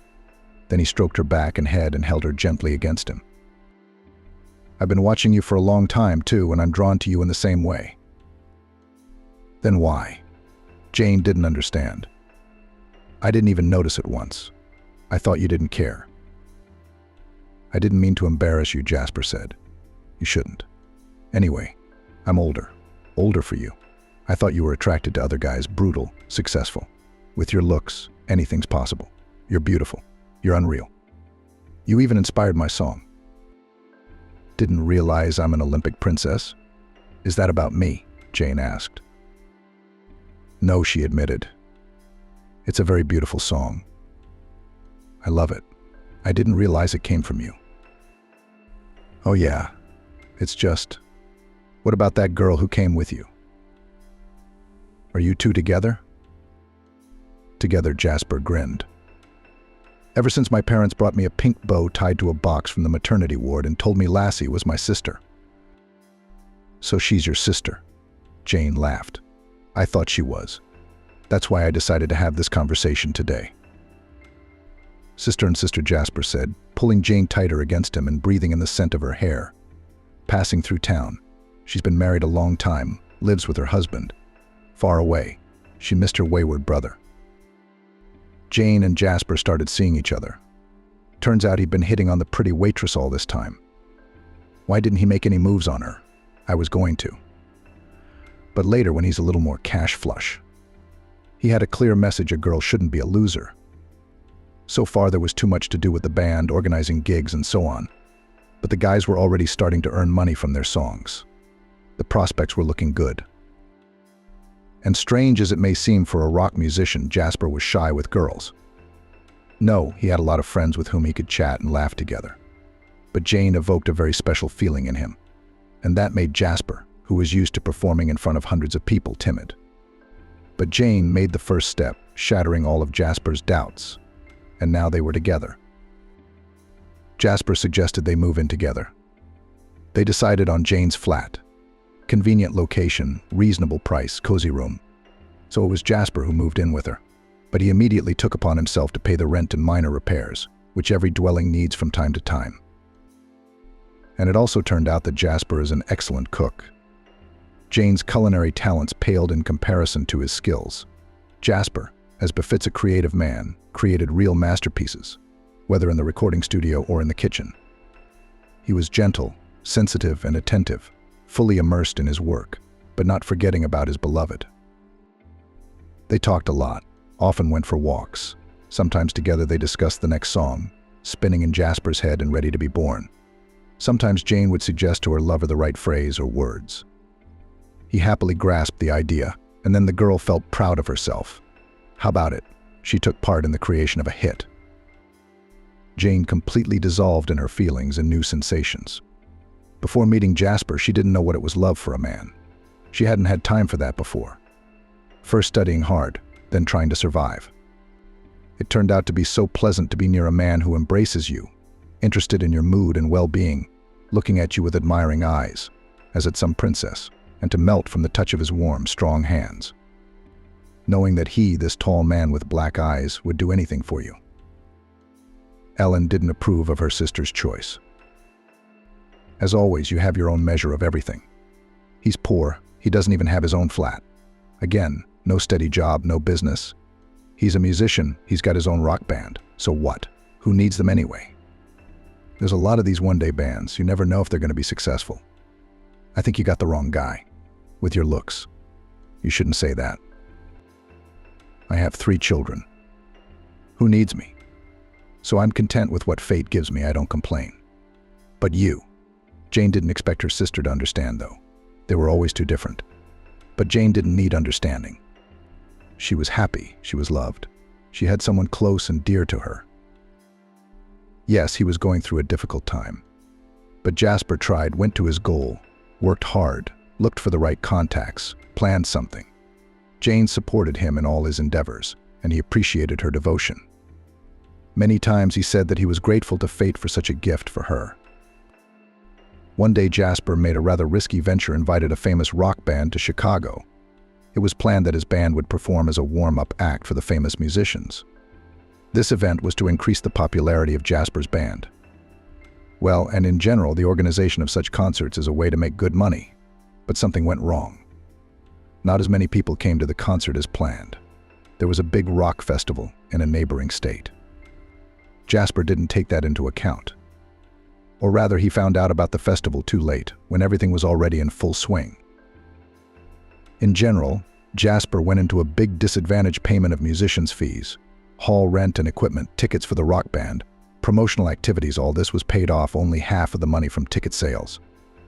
The concert itself went great, but Jasper had huge debts that needed to be closed as soon as possible. But with what? It was hard for Jane to look at her lover. During this period, he looked confused, anxious. I wanted to help him in some way. How? Where did Jane get the money? Jasper took out a loan, but it was a drop in the ocean. His friends helped him, the situation improved, but the debt was still quite substantial. And then Jane offered to help. She had savings, money she'd put aside for her studies. Not much, of course, but still. In addition, the girl did what she was against for a long time: took out a consumer loan. These funds were quite enough to cover the debt. From where? Jasper was surprised when Jane handed him several wads of brand new, crisp notes. I just got paid back out of the blue, plus the insurance. Finally paid off my mobile phone bill, she lied. She knew if she told Jasper the truth, he'd never take the money from her. As it wasn't like it was the last, randomly coming in. Thank you, Jasper hugged Jane tightly. I'll pay you back. You'll see, we'll be famous soon, and I'll pay it all back. Jasper paid the debt and continued to develop the group. Jane slowly paid off the loan. It was no longer possible to save for her studies, and her salary had suddenly become much smaller. The bar had fallen on hard times. It was good that Jasper bought groceries and paid the rent of the flat. That is, he took the main part of the expenses on himself. Jasper's income came from a few corporate gigs and the occasional part-time job. Unsteady income, but still the stream never dried up. Jane didn't worry about the financial side of their relationship. She enjoyed Jasper's attention, bathed in his love and care, and generously gave him tenderness, love and support. Jane tried not to think about the future. But if she did not recover at the university this year, she would do it next year. It would be all right. She still had time. The main thing is that he, Jasper, is there for her. Jane hadn't realized she was capable of such feelings before. And then Jasper disappeared. No, he hadn't run away from Jane. Nothing terrible had happened to him. It started out as a business trip. Can you imagine? Jasper grabbed Jane's shoulder and even shook her a little. His eyes burned like two bright spotlights. I was invited to New York to write music for a band. They found me on the internet, they liked me, and now they're inviting me. Jane couldn't believe her ears. She knew the band Jasper was talking about. They were very popular musicians, touring all over the world, and they had noticed Jasper. They're offering him a collaboration. Unbelievable. I'm going to have to go away for a while, Jasper continued. Do you realize what that means? Jane nodded. She understood money, fame, dizzying opportunities for Jasper's growth and development as a musician, useful acquaintances and connections. Jasper would get things he'd never dreamed of. But it looks like they'll have to part ways indefinitely. After all, Jasper clearly said, I have to leave, not we. The packing began. Jasper had a lot of things to sort out. Firstly, he had to find a replacement. Someone had to play in his band for him temporarily while he was away. Secondly, Jasper had to organize his passport and visa. Thirdly, collecting the necessary things. In all the hustle and bustle, he seemed to have forgotten all about Jane. Jasper was too absorbed in the upcoming changes and prospects. The girl looked at him and realized that he would forget about her in another country, muffled by new impressions, excited by work and success. Perhaps Jasper would even find someone there. But Jasper had hugged her so tenderly in the evenings, so sincerely assured her that he would miss her. Time would fly by quickly. And then there's the video link. We'll be in touch with each other all the time. At least I'll finally earn a decent living, pay you back what I owe you. I know how much you need that money. Maybe we can even buy a flat. My band will get bigger. I'll gain invaluable experience. I'll know what to do and how to do it. "It's going to be okay," Jasper said sincerely. Jane could see that he wasn't lying, wasn't deceiving. But something told her that everything would change as soon as her beloved was abroad. It was just that Jasper himself did not realize it yet. And that's how it turned out in the end. At first, Jasper called every day, as promised, and told her how he had settled down in his new place. Everything delighted him, and he was overwhelmed by the experience. And then he suddenly dropped off the radar. He just disappeared. He didn't call himself, and he didn't answer Jane's calls. The long ring-back tones ended steadily with the message that the caller was probably busy, so he couldn't answer. Jane was alarmed at first. She thought that something had happened to him, something terrible, irreparable. But soon she saw the band playing on the music channel. Jasper was with them. He looked different, older and more serious than usual. I mean, there was nothing wrong with him. It's just that he'd apparently decided to start a new life and cut all ties, including forgetting about her. And Jane? At first, the girl still hoped, waited for him to call, to explain everything.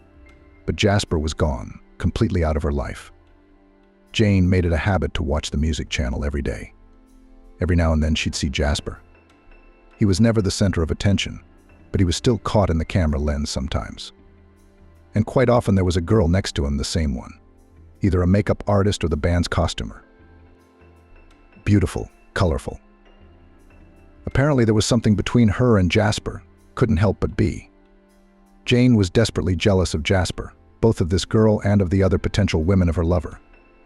She was hurt as she had ever been. And also hurt and scared. Scared of being alone again, without the support, the warmth of a loved one. An unpleasant mixture of feelings and emotions.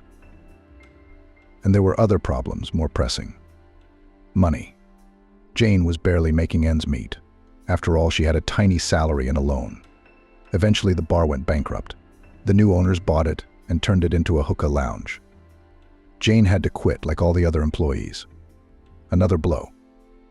Jane had special memories and feelings about this place. And now the bar was gone, a cozy bar where she could always enjoy live music, where there was a friendly, warm atmosphere. Jasper would understand, support her. Everything was easier and more pleasant with him in general. But he was hundreds of kilometers away from her and seemed to have forgotten all about her. Jasper had no idea how desperate she was. He never found out about the loan. He thought Jane had helped him out with the extra money she'd suddenly received. And of course he had no idea she'd been fired. And if he did, what would he care about her now? Jane had no time to go over her grievances and think about what it would be like if she was in desperate need of a job, and preferably a decent paying one. And that's why she was tirelessly perusing the adverts. She wanted to find something that would help her get out of the financial hole. Good, at least the owner of the flat agreed to wait with payment. But he's got a lot of patience too. Jane would be asked to leave in a heartbeat. The ad caught Jane's eye with the amount of money they were offering for her services.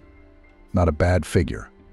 It could solve a lot of the girl's problems, but the job itself seemed too unfamiliar to her. A carer was needed for a little girl. It didn't seem to specify the diagnosis, but whoever had advertised it had made it clear that the child needed round-the-clock care and supervision, including taking medication by the hour, accompanying her to procedures, and so on. Jane reflected. She had experience in caring for babies. "Thank you, Ellen," to her mentor. The girl even enjoyed fiddling with her nephews. She knew how to get along with small children, knew how to feed them, change them, keep them occupied. But here we were talking about a sick child, apparently seriously ill. Could she do it? At least it was worth a try. Jane called the number given, and a pleasant male voice answered. The man asked her a few questions: age, occupation, education, experience with small children. And she was invited for an interview. Jane was nervous the day before. She wanted the job.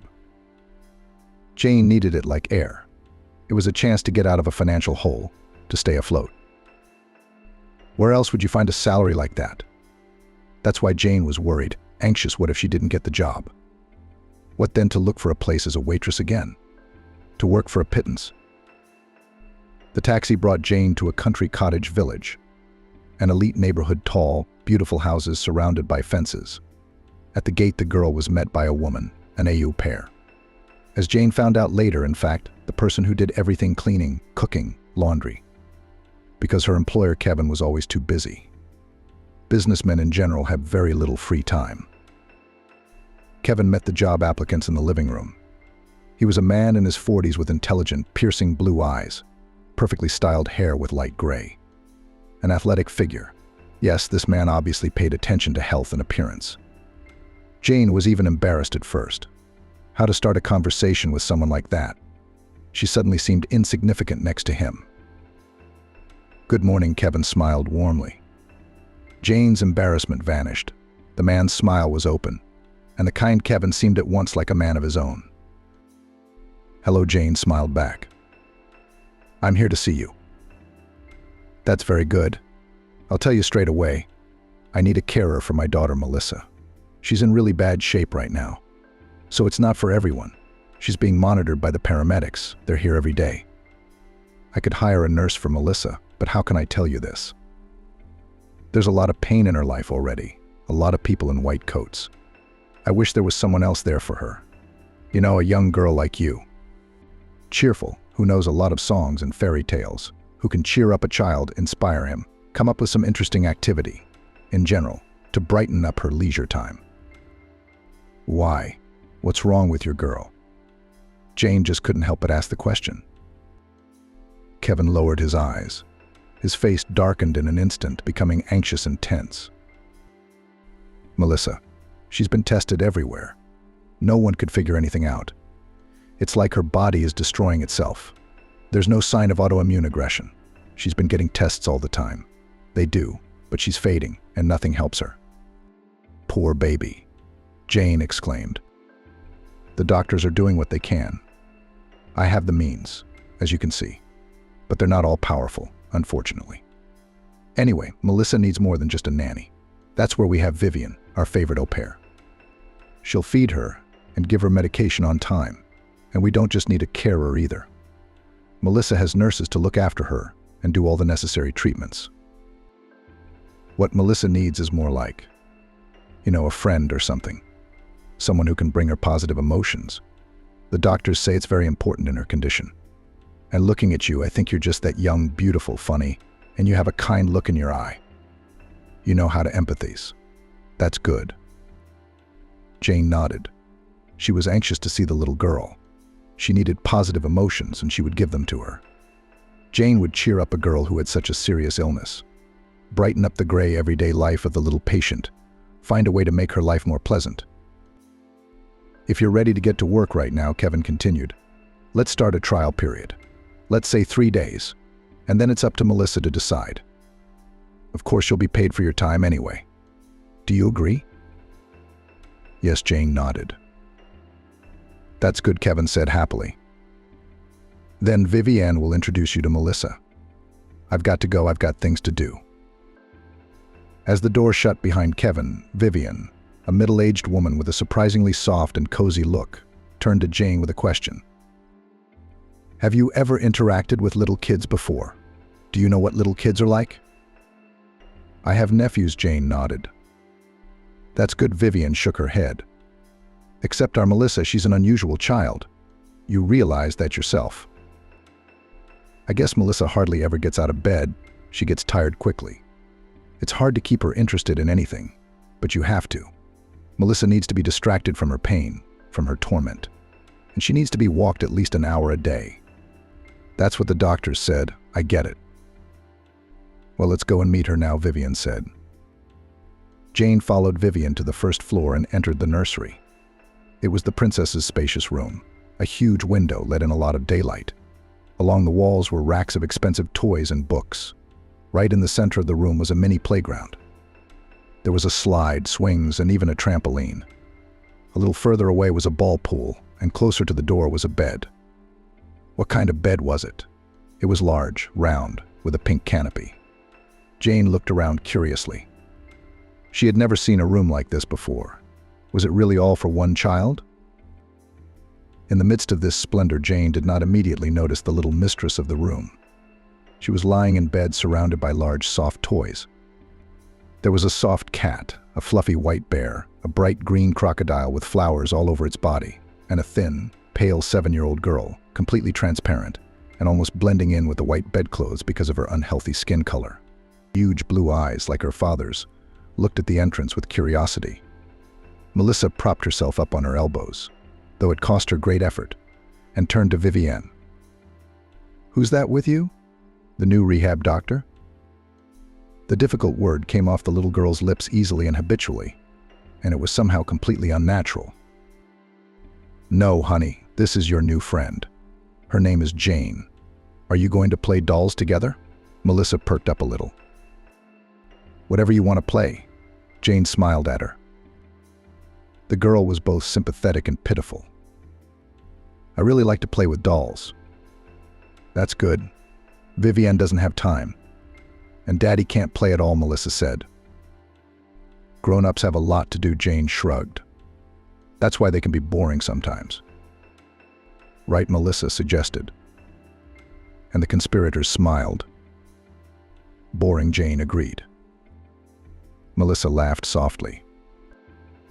"Well, I can see you're going to be fine. You two have fun," Vivienne said. She looked really happy. "I'm going to go make dinner."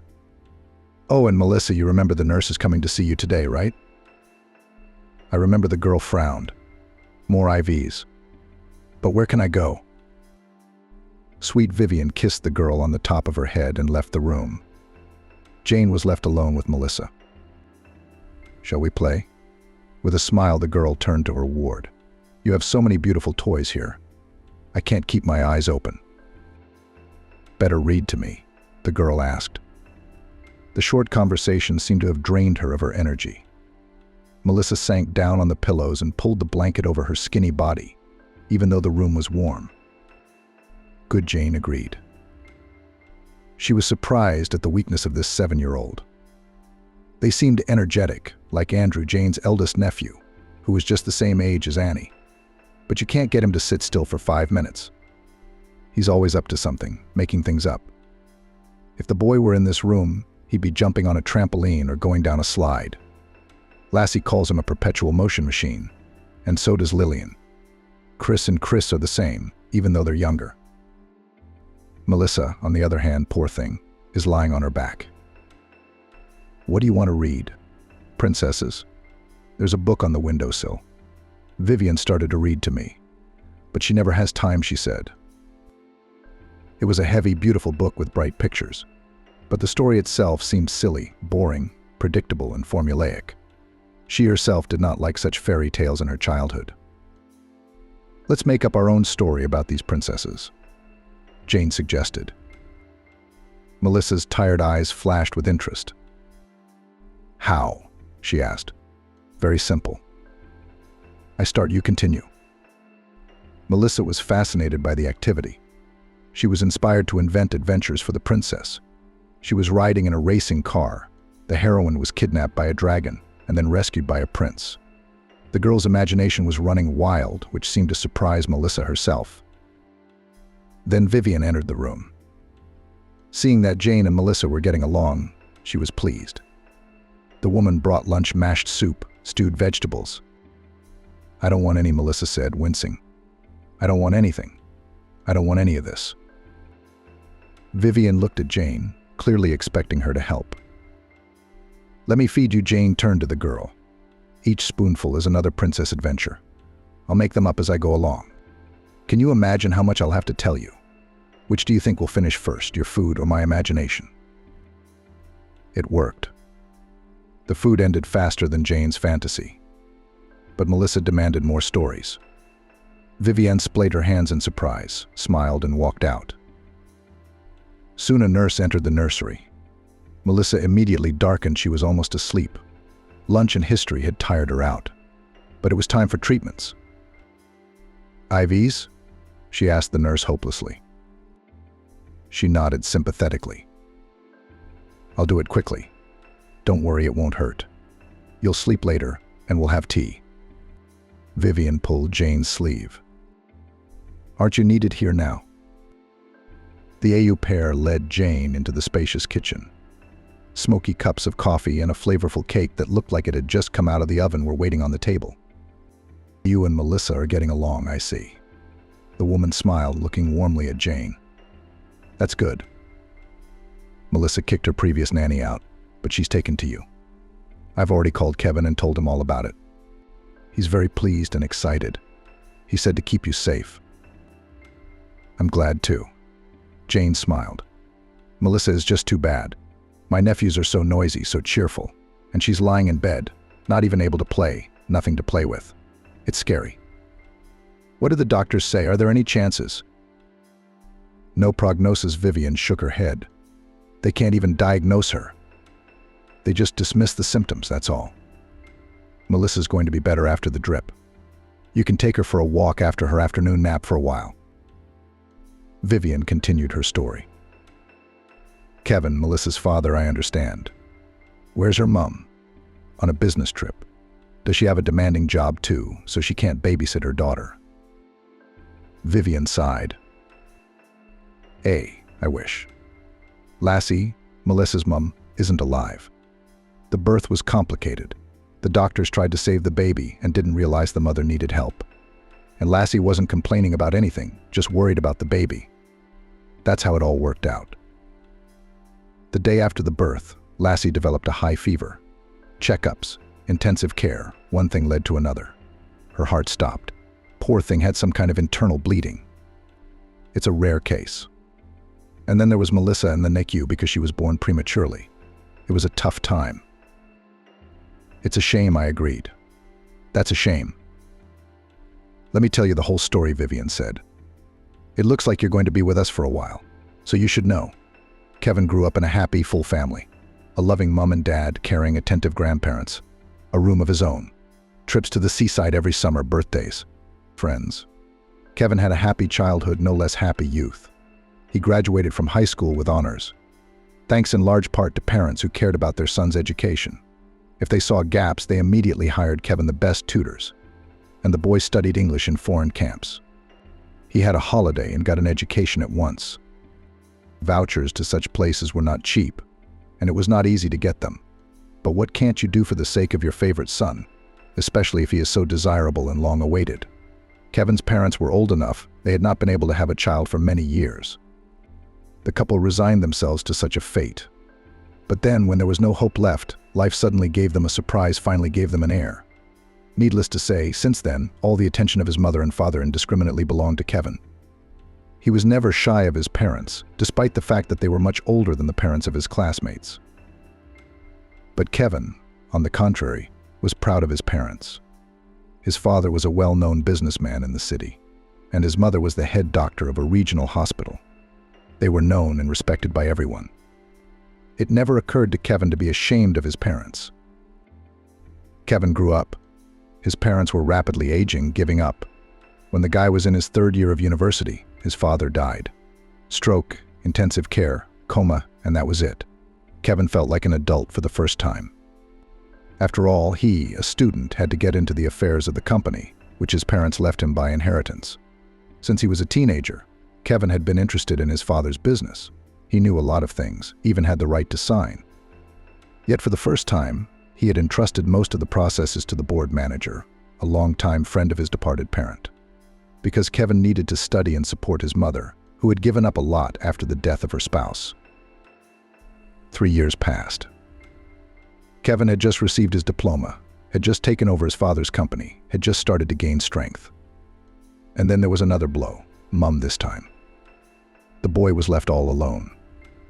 Kevin felt miserable and lonely in his parents' big house. It was good that Vivian, the au pair and almost a member of the family, was there. She had known Kevin as a baby and treated him as her son. The woman had no children of her own. She gave all her care to the young man who had lost both his parents one after the other. It's been hard on him, Vivian shook her head. He was just a boy, and here he was. It was his job that pulled him through. He had to make decisions, go places, hold meetings, sign contracts, that sort of thing. That's what saved him. It's been a while. Kevin turned from a young, inexperienced guy into an intelligent, purposeful man, a talented businessman. Vivienne was pleased to see her mentee. He had grown older, stronger, more self-confident. The au pair wished Kevin would find a good wife, marry her, and become a father. Then Vivienne's heart would be at peace. Only he didn't have anyone special. Vivian said. No, there were some girls hanging around Kevin. He was a prominent, wealthy bloke. They're always popular. Except that one of them didn't work out, and he didn't feel anything for the other. They weren't to his heart's content. And Vivian didn't trust them. It seemed like all they wanted from him was money. They made eyes at him. And then Lassie showed up. Kevin met Lassie literally on the street. She was in a hurry to get somewhere, as it turned out later, for a job interview at Kevin's firm. Lassie had recently been downsized. The factory where she had worked as an accountant for several years after college had suddenly closed. So Lassie was looking for a new position. Kevin went out for a walk to get some air. He even had a goal to buy donuts at the bakery around the corner. And then fate collided the two men, literally. Lassie jumped out of the corner too quickly and ran into the unsuspecting Kevin. It was like a romantic music video. The bag slipped off Lassie's shoulder, its contents scattering across the pavement. Kevin and Lassie rushed to pick it up. The girl apologized. Kevin assured her it was all right and admired the stranger's beautiful gray eyes. It was love at first sight. When the young people had sorted out the bag and the things that had fallen out of it, they rose synchronously and smiled at each other. Kevin, like a man, made the first move. He learnt the name of the beautiful stranger and then introduced himself. They walked leisurely and talked, getting to know each other. When Kevin found out that Lassie was rushing to his office, he realized that this beautiful girl was his destiny. And it was no accident that they met in such an interesting way, rather than seeing each other for the first time in the office. It was more romantic, more interesting, more pleasant. In short, it was a real romance. Vivian had never seen Kevin so happy. Lassie turned out to be intelligent, understanding, kind. She quickly found a rapport with Vivian, too, which was important. Sweet, sweet girl. And for what? And just such a fate. Vivian shook her head sadly. A couple of years after they met, Kevin and Lassie got married. It was a wonderful couple, harmonious and happy. There was love, understanding, and respect between the couple. Vivian rejoiced when she saw them together, her beloved Kevin and his wonderful, beautiful wife. They decided not to rush into having children. Vivian continued. It was their common decision. It was like they felt something. They traveled, worked, met friends. And I, the fool, was advising them in my senile way not to delay it. I wanted to babysit their baby. But Kevin and Lassie lived on their own for 5 years after they got married. Were they happy together? No, they wanted kids, but not right away, later, until they were happy. And then the news of Lassie's pregnancy. It was an unplanned event, but the whole household welcomed it. Well, it's about time, Lassie summarized. The baby decided he'd had enough of waiting. Thank God. Vivian shook her hands. I think you're going to have a boy. You look so pretty now, Lassie. Girls take beauty from their mothers when they're pregnant. But the AU pair was wrong. The ultrasound confirmed that Lassie was having a girl. A healthy, strong one. They showed me a picture of her. They take pictures of a baby in the womb nowadays. I looked at her, and she looked just like Lassie. That's how Melissa was born, just like her mom. Melissa. It was Lassie who chose the name for her daughter. Kevin and Vivian didn't mind. They both liked it very much. The pregnancy hadn't been easy. At first, Lassie was suffering from toxicosis, then it seemed to recede, but it was replaced by other problems: high blood pressure, edema. The child developed well, but the mother suffered, melting before her eyes, refusing to eat, lying down a lot. The usually energetic Lassie didn't even have the strength to go downstairs. Vivienne carried her food straight to her bedroom. The woman felt sorry for Lassie, helped her as much as she could, and assured her that things would not be easy after the birth of her daughter. Children are for women, Vivian sighed. Pregnancy had taken its toll on Lassie. That depends. Jane shrugged, remembering her sister. Her children had been relatively easy. Anyway, Lassie had gone into labor much earlier than expected. The threat of miscarriage had been diagnosed throughout the pregnancy, so fortunately the mother-to-be was in the hospital under the supervision of doctors at that moment. They tried to stop the process, but failed. Melissa was born premature, weak. She didn't scream. She wasn't put on Lassie's chest. She wasn't even shown to her. Things are different when it comes to newborns who need to stay in the womb for at least 3 more months. Melissa was immediately sent to the NICU. There was a fight for her life. And Lassie seemed fine at first. I mean, she was tired, of course, after giving birth. Well, she was worried about her daughter. She was worried sick. It's all understandable. Understandable and natural, Vivian said. The doctors examined the woman in labor, found no abnormalities, and sent her to the ward. It was only later that serious symptoms appeared, but it was too late. Kevin and I were worried about the girl, Vivian said, almost crying. It was obvious that even now, 7 years later, it was hard for her to remember it. We thought the baby wouldn't survive. She was born too early. She was too weak. And then, when in the morning Kevin received a call from the hospital and was told that his wife had died of internal bleeding, he could not believe his ears. He thought it was Melissa. His mind refused to accept what he was hearing. But no, Melissa had pulled through. She was a stronger girl. But Lassie was gone. Kevin went gray, didn't sleep or eat for months. I thought he'd gone too. Vivian stopped talking. But he did. I had work to do, Melissa to pull. To be honest, he hadn't been very good to his daughter at first. Vivian blamed Lassie for what happened to her. She knew it was wrong, but she couldn't help it. She was just angry with her. Melissa was discharged home and a nanny was hired for her. Someone had to look after the baby. Vivian was too old for that.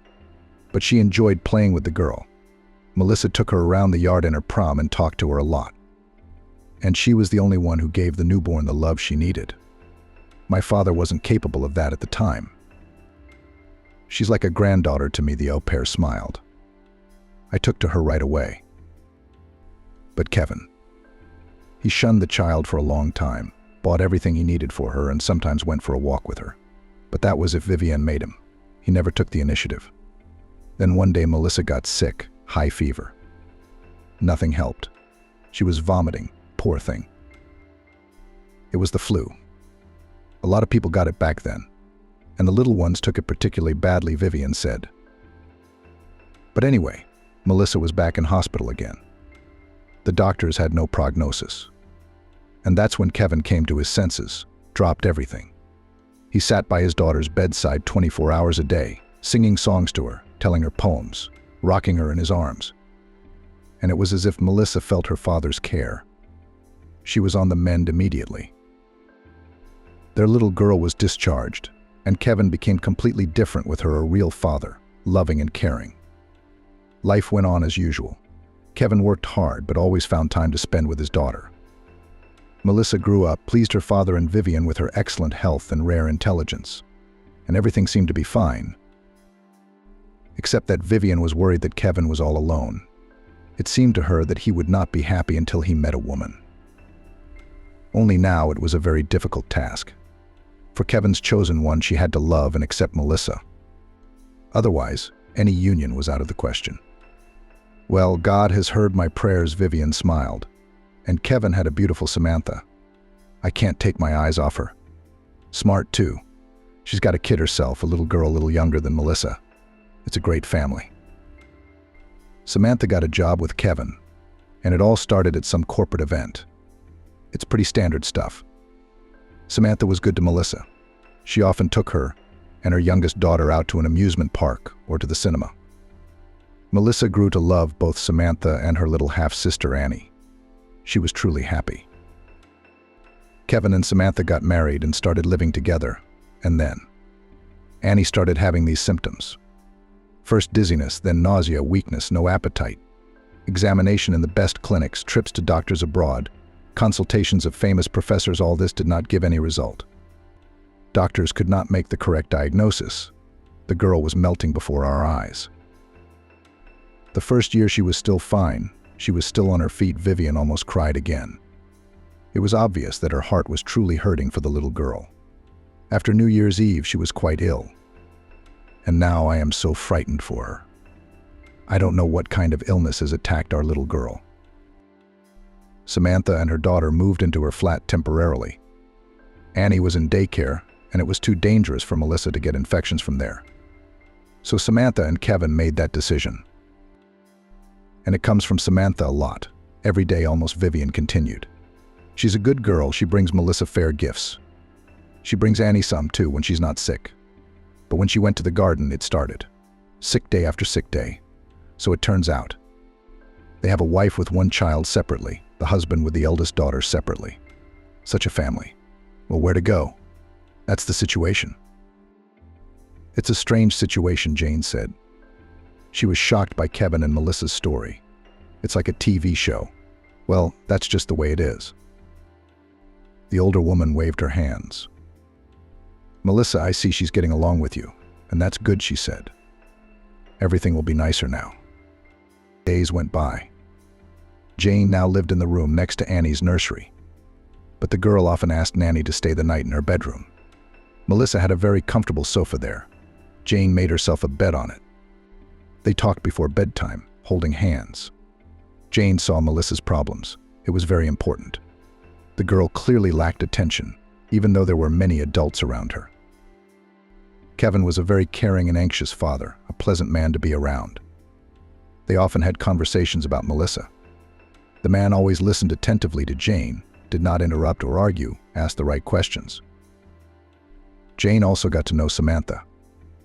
Vivian was right. Indeed, she was a very beautiful woman. Chiseled cheekbones, beautifully curved lips, the grace of a panther, a true queen. But when Samantha interacted with Melissa, when she adjusted Melissa's blanket, smiled and stroked her head, Jane couldn't shake the feeling that the woman was a hypocrite. It was evident in seemingly insignificant details as well. A cold glint in her eyes, a squeamish movement of her lips, something elusive and very unpleasant. One day Jane had a strange dream. The girl found herself in some room, ragged wallpaper, creaky floors. She sat on a stool by a dark window, through which nothing could be seen, and realized that she was asleep. She wanted to wake up, but for some reason she couldn't. And then Jane did not even realize where she had come from. Lassie appeared as if out of thin air. Jane recognized her because she had seen Melissa's mother in pictures.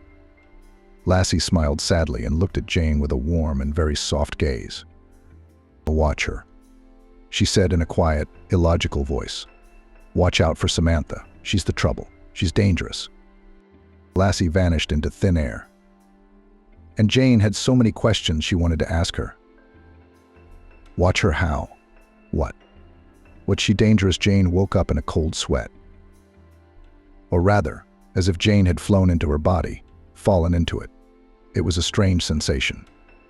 Lassie's words were still echoing in her head. No, Jane didn't believe in the supernatural. But the dream, which was little more than a dream, was more like a journey through time and worlds. The strange dream just wouldn't let go. The next day Samantha was gone, and Jane waited for her. She knew for sure this woman was involved in something bad. Samantha is somehow hurting this family and doesn't like Melissa. She doesn't sympathize with the girl, she just pretends to care. And how come the others don't notice this? Even the experienced, long-lived Vivienne.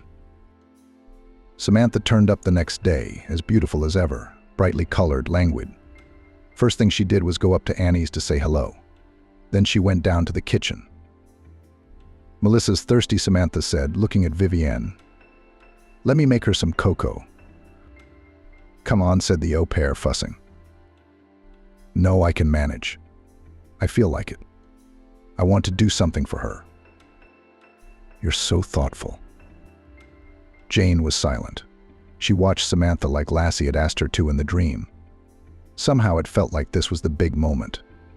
It was as if Lassie were there, telling her to be vigilant. Vivienne was tinkering with the test. Jane pretended to look out the window, but she was watching Samantha. And there she was, the woman deftly pulled a small vial from her sleeve, dripped a few drops into the milk, and immediately hid the bottle back. Only a couple of seconds, a few deft movements, but Jane saw everything.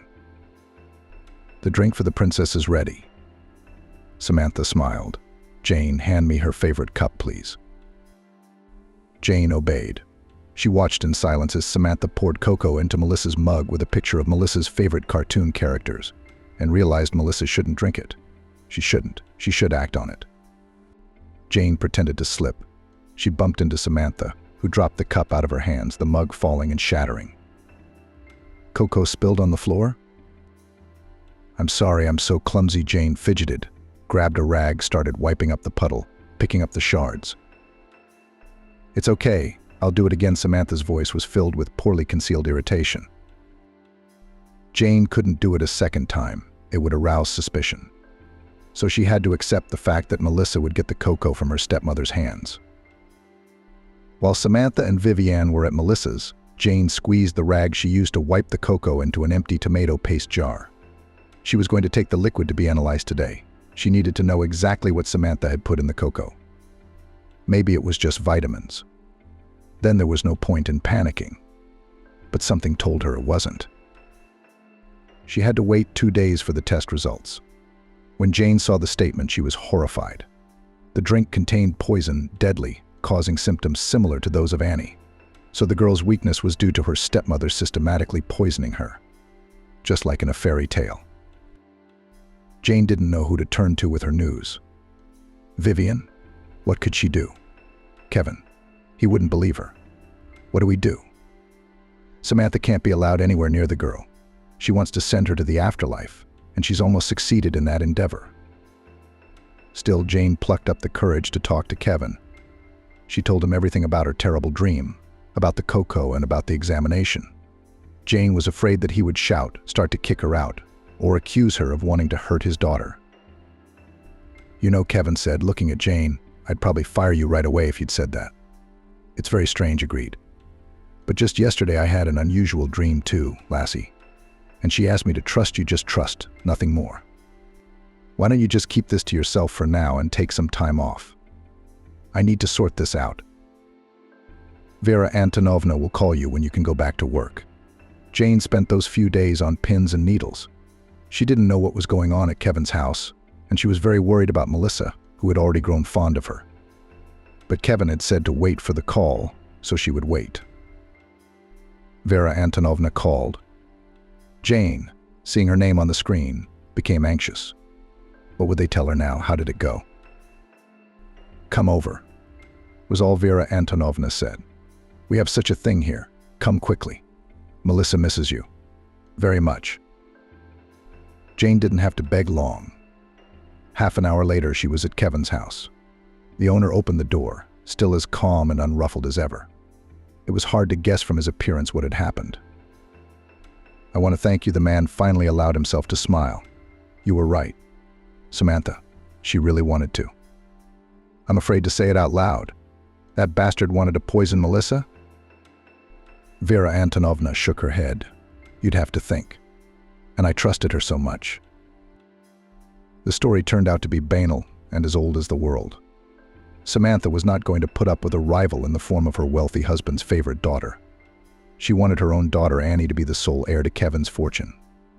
Well, herself first, of course. Samantha had once trained as a pharmacist, but she never worked a day in her profession, preferring to live off rich admirers. Nature has generously endowed her with beauty, so that the opportunities for such an existence the woman had. Received in college knowledge was enough to think of a way to send the hated stepdaughter to the other side of the world. A poison that's hard to find in blood and tissue unless you look for it. Samantha put the toxic substance in the food she cooked for Melissa. And the girl was weakening, slowly fading away. We were only a short distance away from the target. It's mind-boggling. It's unbelievable. Vera Antonovna could not calm down yet. Jane understood her. Indeed, Samantha's act was monstrous. How could she do such a thing to a defenseless child? Melissa trusted her, loved her. So Kevin installed surveillance cameras in the kitchen. It turns out Samantha was poisoning Melissa's food every time she ate it. Sometimes she cooked something for the girl herself, and sometimes she'd drip it from a vial into the food, probably prepared by the housekeeper. "I used my own hands to take it to Melissa." The poisoned Vivian shook her head. Anyway, Samantha had been caught red-handed. She was under investigation. Annie was taken in by her father, a man who had wanted to have contact with the child for a long time, but he wasn't allowed to because he was too poor for it, too unworthy. "Melissa, and everything will be fine," Vivian assured Vivian. It wasn't the child's fault that his mother wanted to do this. "And Melissa, how is she?" Jane asked. "Melissa's fine. Came from somewhere behind her." Jane turned round and met Melissa's eyes. She was still very thin and pale, but she already had the strength to walk around the house. A real miracle. The doctor said she'll recover quickly now. Vivian smiled. Jane and Jasper walked slowly along the shelves of the children's shop. It was the girls' section, so they both felt as if they were in a realm of pink and purple dolls, cosmetics, soft toys. It was mind-boggling. When I was in San Francisco, a guy bought his nephew a voice-controlled robot. That's the stuff. Maybe Melissa would like something like that, Jasper suggested. She's a girl, Jane reminded him. And she definitely wants a doll, a cartoon character. We should try to find one. Maybe next birthday she won't want toys at all. Kids grow up so fast. It's amazing. We'll soon see for ourselves. Jasper put his hand on Jane's rounded belly. The baby responded immediately with a still weak but palpable push. A year ago, right after Melissa had been rescued from her evil stepmother, Jane had been in for another surprise. She continued to live next door to Melissa. She was quickly on the mend, mastered active games, asked to take her for walks all over Los Angeles. The girl was still very attached to Jane, and she still needed a job. And Jane had already got used to everyone to the girl Vivian. Even Kevin did not want to part with them. The adults had initially decided not to tell Melissa the truth about what had happened to her. Too terrible story. But the sensible girl managed to put two and two together, heard something, thought of something herself. It's just like in fairy tales. The girl shrugged her shoulders. The little girl was coming back to life. In September, she went to school with her peers, and Jane was finally able to return to the university, chose a correspondence course because she had to not only study, but also work. However, her work was more like life in a family with relatives: sweet, cheerful Melissa, kind, wise Vivian, always busy, but polite and attentive Kevin. With these people, Jane was cozy, warm, and comfortable. They accepted her and were very grateful to her for saving Melissa. It's scary to think what could have happened if it hadn't been for that terrible dream. They discussed this unusual event. First, Lassie had dreamt about Jane, then Kevin. Vivian was sure of it. Lassie had broken through time and space to save her little girl. Kevin only shook his head and didn't offer an opinion. And Jane? She didn't know what to think. Perhaps Samantha had aroused her suspicions right away. After all, she hadn't liked Melissa's stepmother at first sight. More likely, Jane ran the thoughts through her head. It was possible that they'd been transformed into unusual dreams. Except Kevin had dreamed about Lassie too and asked him to believe Jane. That afternoon, Jane left the house alone. Melissa was studying. Vivian was doing chores around the house. Jane had to drive to the university to drop off some papers at the dean's office. Suddenly, Jasper stepped towards her. Jane couldn't believe her eyes. The sight of him made the hair on her head stand on end. And him? He looked happy and confused, smiling, looking at Jane as if there were no one more important to him in the world. "I found you at last," he said, and he held her close to him. Jane understood nothing, but she did not resist. She snuggled against the man she loved, enjoyed his closeness, and tried not to think of Jasper's betrayal, of his sudden disappearance. The explanation turned out to be ridiculously simple. Jasper simply dropped his phone into the ocean during a boat trip. Naturally, the gadget disappeared irretrievably. Jane wasn't registered on social media, so he simply couldn't contact her. No way. Jasper wrote letters like the old days, letters and telegrams. But Jane had moved in with Kevin and was hardly ever home. So the letters piled up in the letterbox and then somehow disappeared. "I remember this moment," Jane said. "I came home one day and saw that the letterbox door was broken. Someone had opened the box and taken the letters for some reason. Maybe kids? Maybe a nosy neighbor. In short, you never heard from me, so you thought I'd forgotten about you.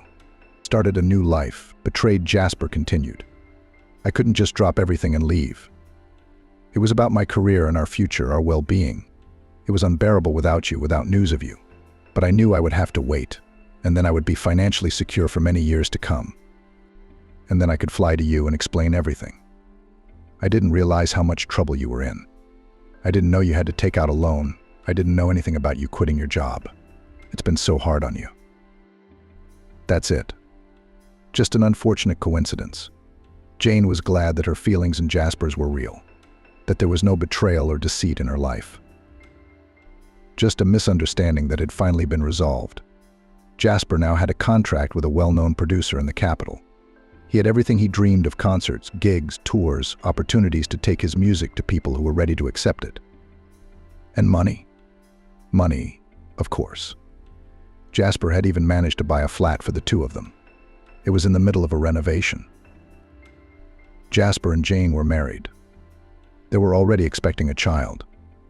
Jane felt happy and loved. She didn't work for Kevin anymore. And a stronger, more mature Melissa didn't need a 24-hour nanny. But they were all still friends. And right now, Jane and Jasper were picking out a 9th birthday present for Melissa that might not have been. "Your son is your responsibility now," said the daughter-in-law to her mother-in-law. If she only knew. Hospital corridor.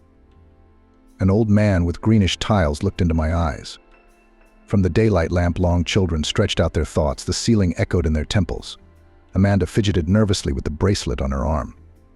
She walked back and forth along the corridor, adding the clatter of her heels to the sunset of the lamps. She sat down, trying to calm down, then jumped up again. The doors of the operating theater rustled and creaked lightly. A doctor stepped out of them. Amanda jumped up again, looking hopefully at the medic. "Doctor, please don't be silent." She folded her arms across her chest in a pleading gesture. "The chances are 50-50, the doctor finally said, tightening the mask on her chin. "That she'll get out of the pram." Amanda sobbed sorrowfully again. "You have to believe in the best." The doctor tried to cheer up the girl. He was still young, he would recover. And I wanted to believe in the best. Of course, Amanda was worried about her husband's health, but she was more concerned about the loss of the family's main income and the question of who would provide for them now. Edgar rode out of the corridor to meet his wife returning from work. Amanda was not in a good mood. Lately, it had become a constant state for her. She had to get up early, work, do household chores, and still care for her disabled husband. "How was your day?" Edgar asked, taking the bag from the girl. "Disgusting," Amanda said sharply, taking off her coat. Edgar left for the kitchen. He was quite brisk with the pram and could even boast some mobility, if it could be called that. The man moved the bag of groceries to the floor near the refrigerator and began to open the door. He could only put his purchases on the first shelf or the bottom of the door. Amanda snatched the bottle of milk she'd opened on the way out, slammed it down, and closed it loosely. It wouldn't leak to the neighbors. "Why are you shouting?" Edgar looked at her. "Would someone wipe it up?" "You." Amanda felt irritated and developed from her husband's helpfulness. He realized his limited functionality, so he tried not to inconvenience his wife. At first, Edgar was even ashamed, but later he accepted his condition and stopped suffering from remorse. "Can you heat it up for yourself?" "I'm tired." Amanda pulled her hair back with her hands and went into her room. The couch creaked faintly. Bleck the cat rubbed against her leg, begging for a treat. Amanda sat relaxed, exhausted, lethargic, and powerless.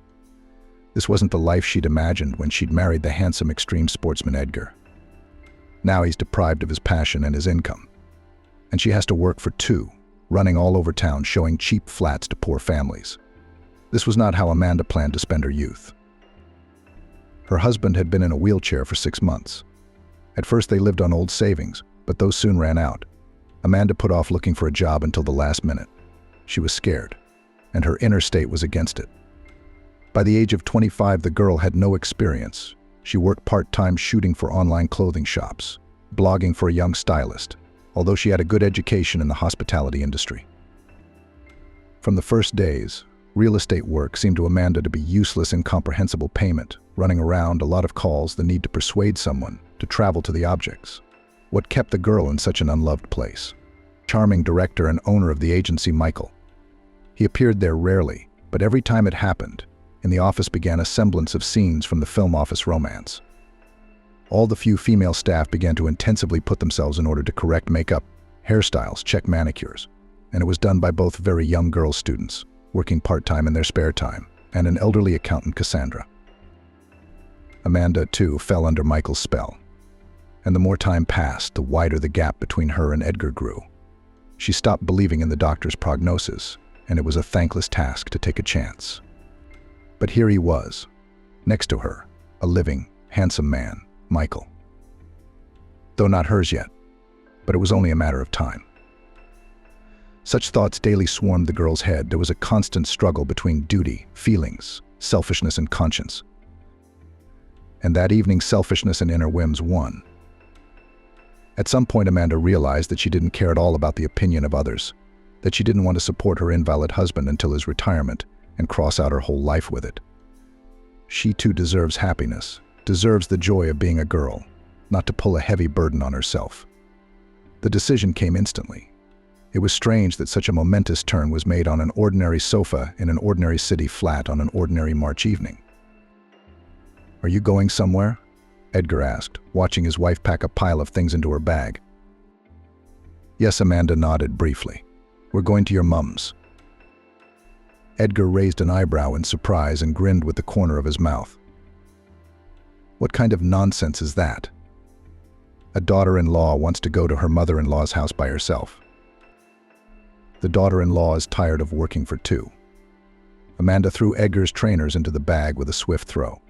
The man fell silent, and Amanda just burst into tears. "I can't do this anymore, okay? I can't.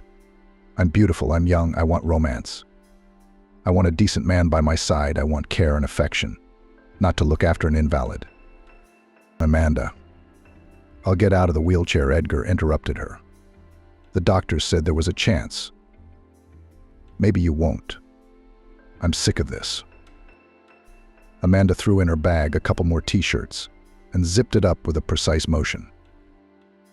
"Are you staying at your mum's? We need to live apart for at least a few months. 6 months." "I don't know." They were both silent. Amanda was dumbfounded. Edgar realized that he was being thrown away like an unnecessary thing. Really, what good is such a helpless and useless husband? "And aren't you afraid to hang close to the ground when you're lying on that mattress?" Mate Terrence shoved Edgar in the shoulder, barely landing. "Fear the wolf," the man grinned, laying the foam on the grass so that he could gather it up without getting tangled in the slings.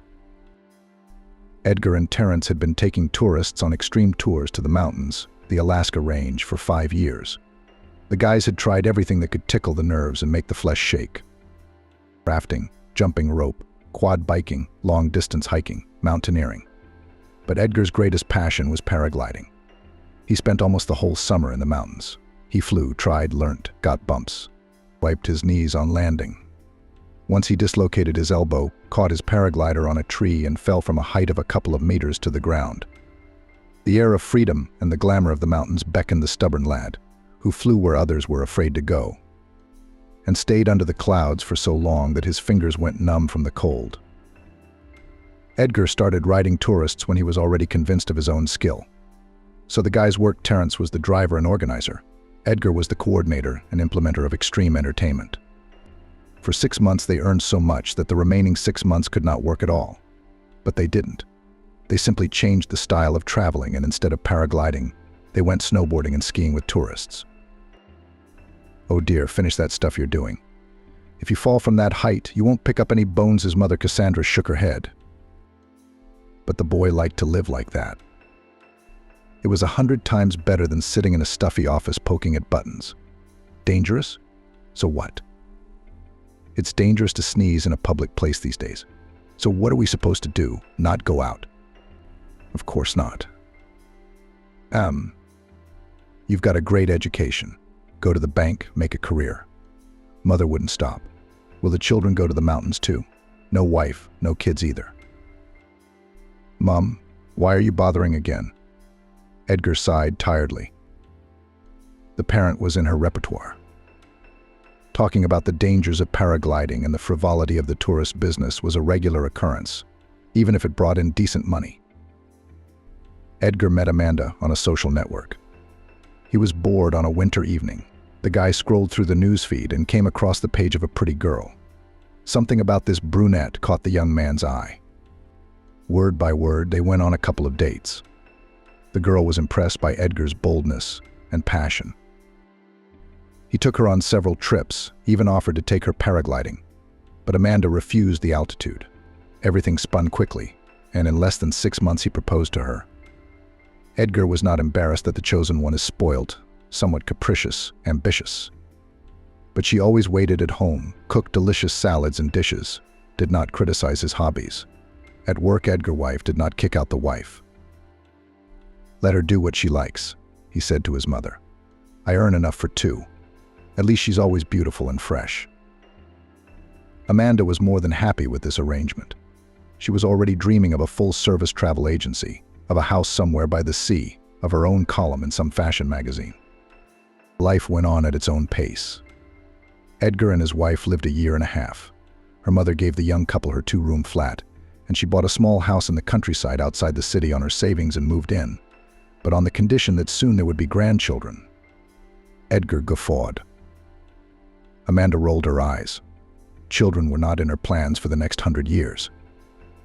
But it wasn't necessary to upset Cassandra to know that. Instead of children, Amanda suggested that her husband get a Spitz. Edgar didn't mind and promised that after the next tour they would go together to a breeder and choose a puppy. A happy Amanda stayed home in anticipation, and Edgar and Terence took the tourists to the mountains. Edgar had been warned by everyone that his fascination with flying would not end well, but fate had other plans. The return trip in the mountains fell on rainy weather. In late August, Terence drove the minibus with the group, carefully slowing down on the serpentine corners. Edgar was dozing in the front passenger seat, tired from the busy program and the early rise. It all happened in a split second when a dashing local jigger in his car sped out of the corner and into the oncoming traffic. Terence swerved to the side to avoid the collision. The minibus tipped on its side and slammed into a pole and a concrete barrier. Edgar was literally squeezed in half between the roof and the dashboard. The other passengers were crushed like peas, but fortunately no one else was seriously hurt. They were just abrasions, bruises, contusions, and a couple of broken fingers. Terence dislocated his arm and suffered a concussion. Breathless Edgar was pulled out by rescue personnel only 40 minutes later. In the mountains in the rain and traveling fast is not even possible for rescuers. He was taken to the nearest hospital, but there was no one there to perform the complicated operation. The man was rushed to the state capital. There he could be given at least a chance to get back on his feet. The operation was a success. Edgar recovered quickly, but he was paralyzed from the waist down. Without words, it was clear that extreme sports were over for good, extreme sports and his favorite job. The minibus was beyond recovery. The firm was ruined. It was left without transport and its chief instructor. Amanda howled wolf as she realized her beautiful, comfortable life was over. Her attitude towards her husband changed almost immediately. Whereas before she had seen him as a hero, a pillar, a leader, a risk-taker, now he was just a source of trouble. Edgar experienced the crisis of loss of mobility for a long time. He became depressed. 10 times a day he revisited photos from his trips, pulled the remains of his parachute out of his rucksack, stroked it, holding it in his hands, sighing, staring at one point. The atmosphere in the flat was heavy. The doctor prescribed Edgar a set of exercises that should have had an effect over time. But the man, disgusted by his helplessness, could not start doing them for a long time. Amanda avoided talking about the accident and didn't poke her husband's nose in his deficiency at first. But as the irritation and strain grew, she sometimes snapped. "Don't be discouraged, son.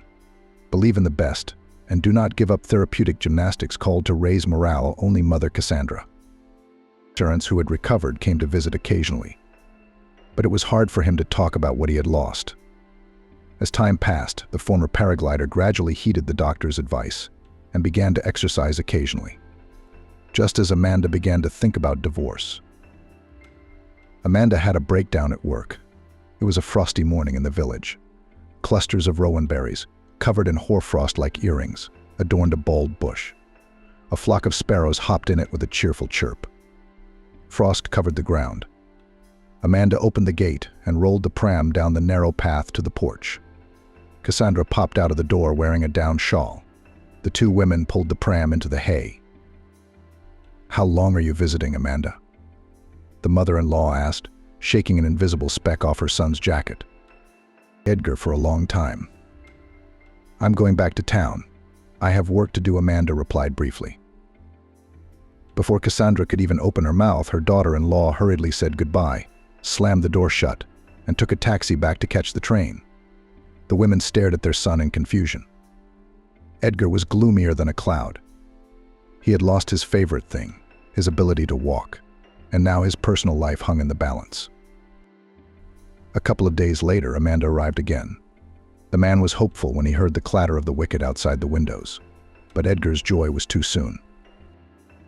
"I've always wanted a dog," Amanda put the carrier with Bill's cat on the floor without even saying hello. The frightened cat huddled in the far corner and mewed hoarsely in fear. Amanda left without even bothering to say goodbye. Edgar felt a little better. The clever animal quickly got used to his new surroundings. The cat often slept on his master's lap while Edgar sat by the window in his pram or outside, breathing fresh air. Sometimes Bleck would jump up and down to catch sparrows in the snow, or hunt for an invisible speck in the dry grass. Edgar loved to watch the pet. It calmed him and drove away his boredom and longing for adventure. 2 months passed. It was the end of March. During that time, Amanda never returned. At first, the man called and wrote to her himself. But as time went on, his wife stopped picking up the phone and answered one-wordedly on social media. Edgar realized that he had been cynically and utterly dispassionately disposed of. Cassandra's mother shook her head and often berated Amanda. Cassandra was especially concerned about the state of the flat her son had left behind. "Good girl," Cassandra lamented. "She left her husband on my neck. She lives in the city in someone else's mansion and doesn't give a damn. Edgar, get a divorce, I'm telling you. And everything will get better. Stop it." The man waved his mother away, but he believed in his own words less and less. Apathy and longing were eating Edgar. He was tormented by his own idleness, because he could not do most of the housework. Walks were rare. Pulling the pram down a couple of porch steps to the ground was hard. Once again, as Cassandra tried to do so, an elderly neighbor, Norman, peered over the fence at her. "Hey Cassandra, what are you going to do? Say you've got him in your arms," shouted the old man in righteous indignation simply. "Hello, Norman," said the woman. "Well, what else could it be? You'd better help than scratch your tongue. The gate is open." The neighbor ran nimbly, not at all senilely, to the pram and helped it down the steps and onto the path to the gate. At the same time, he asked both Edgar and his mother about what had happened. "It's a misfortune." "A misfortune," the man scratched the back of his head, pushing his knitted cap to the side. "And it's not clear whether he'll get up or not." "I'll get up," Edgar mumbled, feeling terribly embarrassed that the two older men had to deal with him. "I've got it." Norman threw up a finger. "I'll come back tomorrow and tell you how to adapt it for the pram. Then you, grandson," he said to Edgar, "can you get in and out? Better get back on your feet, though. Okay?" Edgar smiled a little and sighed. "Norman's not like my grandfather, God rest his soul.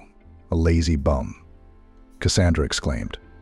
"All he knew how to do was stuff holes in socks." The company laughed involuntarily.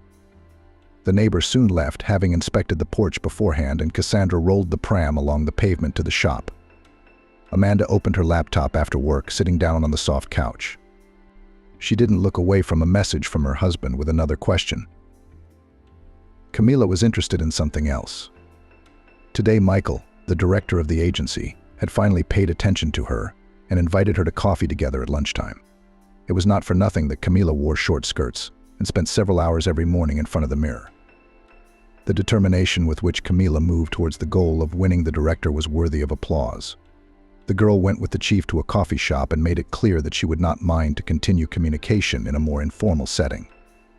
Michael caught the hint, and at the end of lunch invited the pretty employee to dinner at a restaurant at the end of the week. Camila cheered. "His suit is definitely not from a local tailor," Camila mumbled under her breath as she looked at her boss's photos on social networking sites. "And a decent watch and cufflinks." Her eyes burned with admiration, but more for herself. A month had passed since Camila had put her husband in her mother-in-law's care, and during this time she realized that her life was, in general, not so bad. The work suddenly stopped stressing her. Cooking and cleaning turned into rare worries. There was enough money for herself, and still had time to shoot for clothing catalogs. Sometimes on the mental horizon slipped thoughts of divorce, but so far Camila canceled them. It was necessary to prepare the ground for a run-up, so as not to sit soft place in a puddle. As a calculatingly cunning woman, Camila understood this, and therefore did not hurry. Though Edgar could have served Edgar at any moment. But she would think of something. Yes, and not much believed Camila that kind attached to her Edgar first will go to such a step. The photos of the boss told Camila what she wanted to know. Michael in his 35 years was the owner of a nice house in the suburbs, 2 cars, and clearly had a passion for business things, foreign tailoring. The girl leaned back contentedly on the back of the sofa, scrolling in her head options for outfits for a future date. Her sick husband and the fact that she was legally married did not slow Camila down a bit.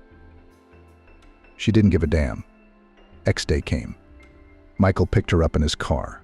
Since her work in the agency, Camila tried not to spread much about her personal life. She'd taken off her ring right after she'd sent Edgar to the country, and therefore in the car already flirted with her boss, who was 10 years older than her. The girl achieved her goal.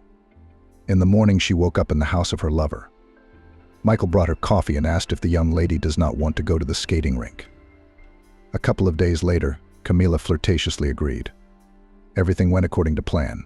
She told Michael what he wanted to hear, and he was slipping into an affair with his co-worker. At work, they decided not to advertise their relationship, although it was difficult to hide something in a female team. Soon the whole office was talking about the fact that the manager had a young mistress. Camila quietly laughed at the gossiping colleagues, but did not hurry to reveal the secret. Her goal was Michael, not to hurt the noses of her workmates. The first day of April was too warm. It was as if the sun had reached the clear sky and was now eager to make all the plants grow and bloom in one day. There were even some sleepy flies in the air, dazed by the sudden joy of plus 19 degrees.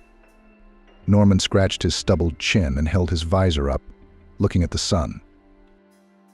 "It's blooming, isn't it?" He nodded to Edgar. The man sat in his buggy on the porch path, keeping his neighbor company while he reworked the sides into a strong and smooth slope. On Edgar's lap, Black the cat stomped around. He was writhing in pain, digging his paws into his master's lap. "Now we'll put some paste on it, and you'll ride like a racer," the elderly neighbor said contentedly, wielding a hammer. "At least we can do it without breaking traffic laws," Edgar smiled. He'd been a little perked up lately. Maybe it was the weather, maybe it was the fact that Amanda had practically abandoned him. Either way, clarity had come. Besides, Edgar had figured out a way to brighten up his hated idleness. He decided to write a book about his journey to paraplegia. He found a blank notebook in his desk and began jotting down ideas. Edgar had never written any texts before, except for essays at school. However, his work was quite vigorous.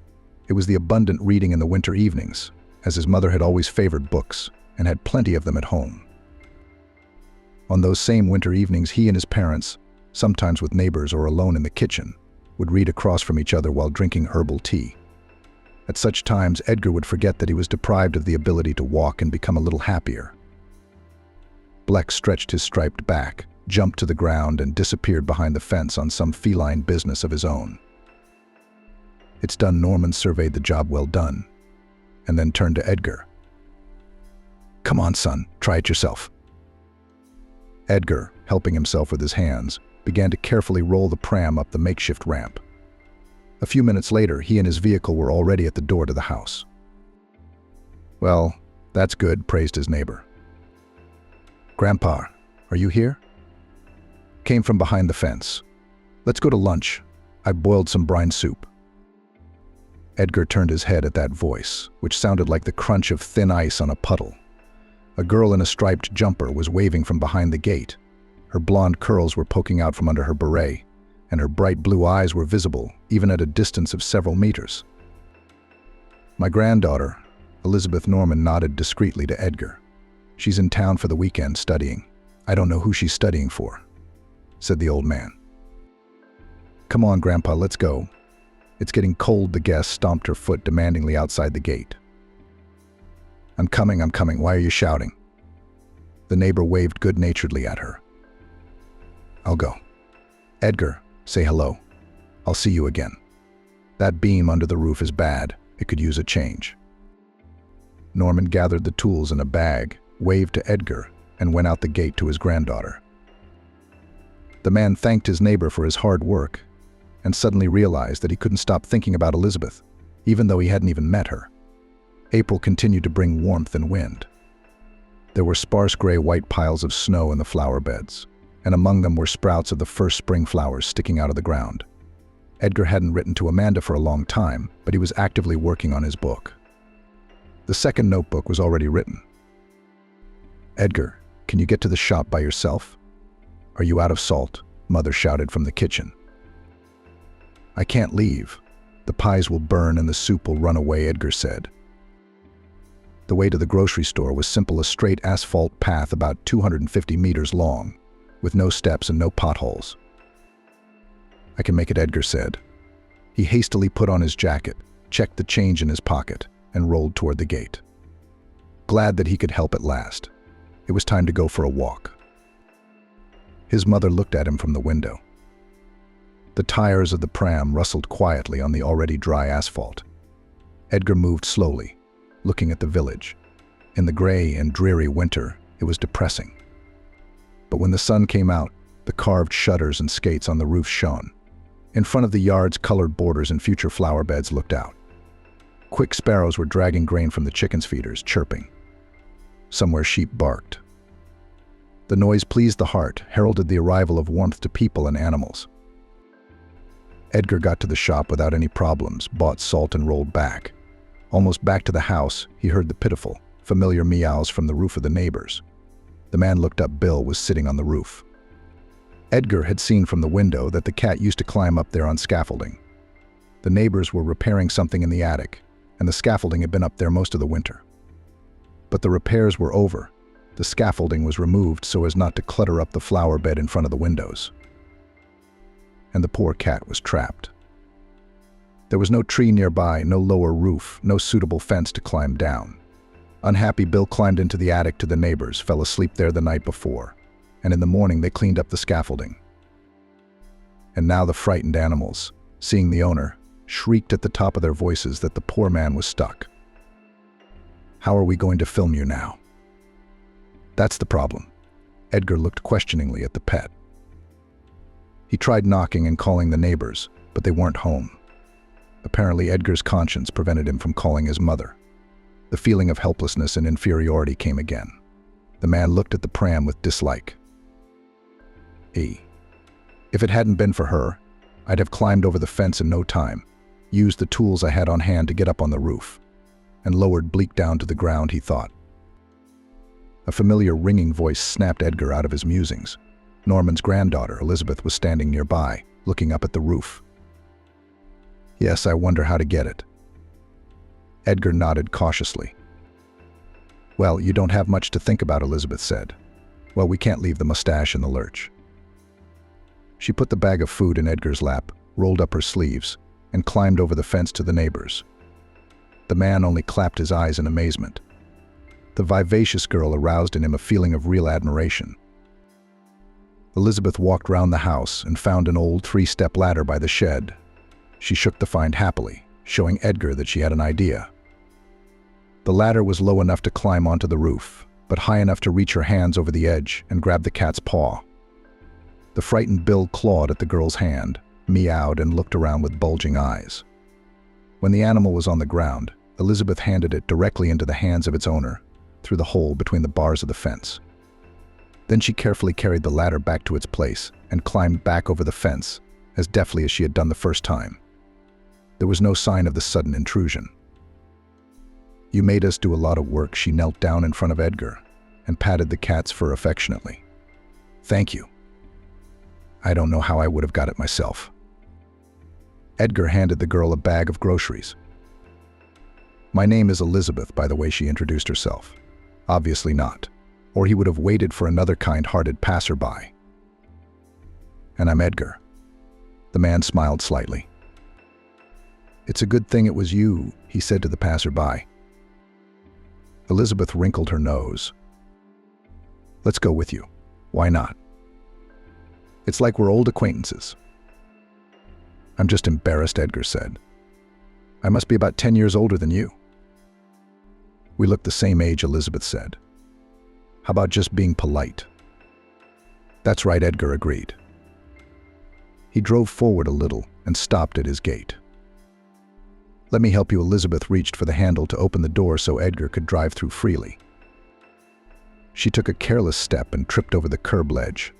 The man's reaction was lightning fast. He lunged forward and picked Elizabeth up with his arms. "I'm clumsy," she deftly hid her embarrassment behind a laugh. "It happens to everyone.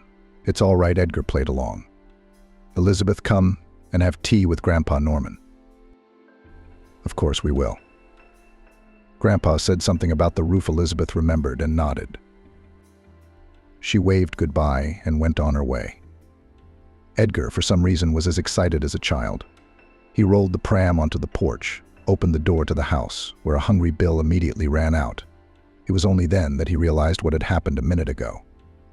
For the first time since the accident, the man felt his legs weakly as he pitched forward. They echoed with a slight tingling in his knees. Amanda stretched out in bed, rays of sunlight falling through the window. The hands on the clock showed around 10. Michael wasn't around. He always left early. Apart from weekends, work was the most important lady in the real estate agency director's life. Amanda was in no hurry to get to work. She was already thinking of quitting in general. She was annoyed that Michael wasn't suggesting it. After all, in fact, they were already in a relationship, and he could also allocate some money for her. When colleagues called with questions about his readiness to show flats to buyers, Amanda always found excuses: illness, fatigue, busyness, urgent trip. "If he doesn't offer, then I have to quit," Amanda decided as she waited for the coffee machine to make coffee. She liked Michael's house much better than her husband's flat. It was quiet, spacious, and every little thing was taken care of by a robot Hoover. Dishes are washed by a machine, and everything else is automated to the max. It's also perfectly clean. Once a week, Michael had his house cleaned by a cleaning company. He couldn't stand dirt and piles of junk, and he preferred dry cleaning, where all the clothes were put on a hanger and returned perfectly ironed. Unlike Edgar, he was always on parade, not hanging around with tourists, looking after himself. It all appealed to Amanda. It was the way she'd always wanted to live. That was the level she aspired to. The first part of the plan had already been realized. She'd become the boss's mistress. The next part was to gradually accustom him to her in her personal space. Amanda was already looking ravenously at Michael's second car, calculating whether she needed a fur coat for the next season, and when it would be better to take a holiday. And then, when everything was already taken care of, she would quietly divorce Edgar. The girl's plans were Napoleonic. At work, they began to suspect a connection with the boss when Michael drove her a couple of times. Amanda did not answer the questions, but only joked, rolled her eyes. When it all came out, she wouldn't care. In the meantime, it would be better to keep the affair a secret, at least not to be jinxed. Amanda ate a leisurely breakfast, showered, put on makeup, hailed a taxi, and left the office in full parade. She was sure it would encourage Michael to do something more decisive, such as asking her to move in with him at last. "Greetings," Amanda said to the manager, raising an eyebrow in mild amazement. "Not for work anymore." She placed the application sheet in front of her. "So, are you going freelance or have you already found a better place?" the manager asked, putting the application in the folder. You could say that Amanda smiled enigmatically. She didn't bother with the detentions at her former job, hastily picked up her things from her desk, bade a dry farewell to her colleagues, and dashed out into the street.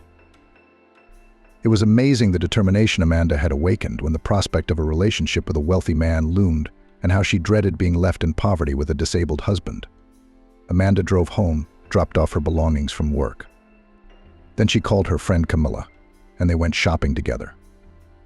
The enterprising girl decided that a new set of pretty lingerie would soften the news of her dismissal from Michael. In the evening, Amanda met her lover in parade at his home and informed him of her decision. "Quit." "But why? You didn't seem to be loaded with cases, and you were always paid on time." The man was not naively surprised. "Why, Michael?" Amanda coquettishly sat on his lap. "To spend more time with you. After all, a well-slept, beautiful, satisfied woman is better than a tired working bee, isn't she?" Yeah. Well, what makes you think you were? Michael was genuinely perplexed. That's how I felt. Amanda didn't like her lover's reaction. An awkward silence ensued. The man was the first to break it. I wanted to talk to you about the May holidays too. I thought maybe we could go to the mountains, rent a remote cozy house. What do you think? The word mountains almost made Amanda cringe. She was fed up with the mountains in her life with Edgar, and therefore quickly catching her face, the girl with the most innocent voice began to dissuade Michael from his decision. Michael, it can still be cold in the mountains. I want to get warm already, you know. She slightly played with her eyebrows. Maybe we should spend a little more and fly to a place where it's already warm enough. Lying on the beach is better than kicking up mud in the woods, don't you think?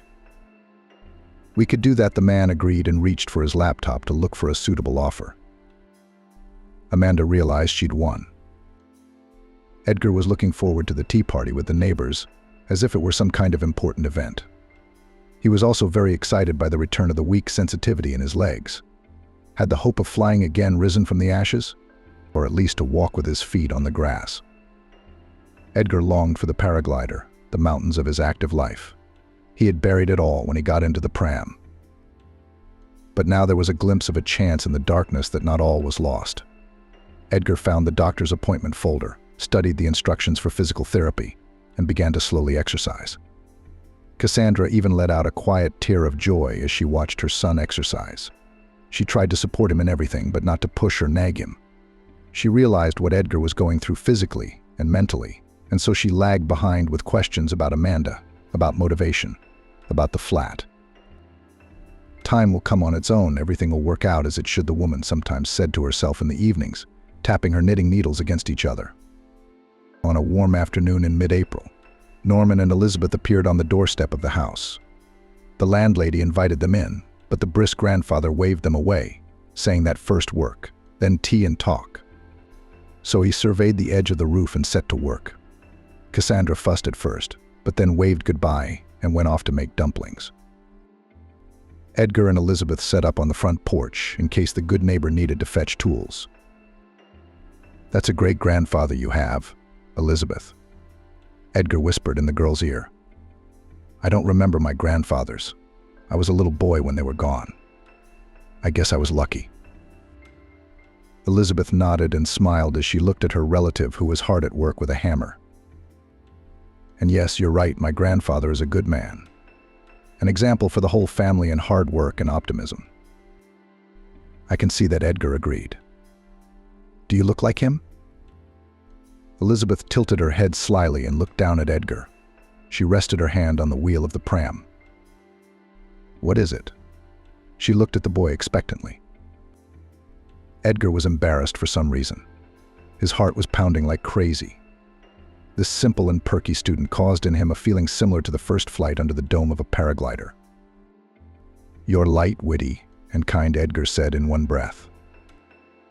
Elizabeth felt as if she were experiencing all the words in turn, and then nodded affirmatively, nodded a little pictorially, gave Edgar a playful tap on the shoulder, and laughed. An hour later, vanilla and cherries wafted from the open kitchen window. Cassandra leaned out the door and called out to everyone. "Give up that roof, Norman. And you guys, come and eat your dumplings while they're hot." Edgar and Elizabeth were chatting on a bench near the porch and did not even hear the hostess' response at first. "You, Cassandra, should have your stomach full of people when you're in the middle of work," the elderly neighbor said, fiddling with his tools. "Grandfather, let's not go. It will get cold," Elizabeth said softly. She grabbed the handles of the pram with Edgar and boldly rolled it down the porch to the entrance. "Don't do that, will you?" "I'll do it myself," he protested. "Let me take care of you," Lisa giggled but didn't stop. When the two of them went to wash their hands in the back of the house, Cassandra stopped Norman, who was late for the young people, at the threshold and whispered, "There's a flower in bloom." "I can't see it," he mumbled good-naturedly. "Do you take me for an old fool?" The neighbors smiled understandingly.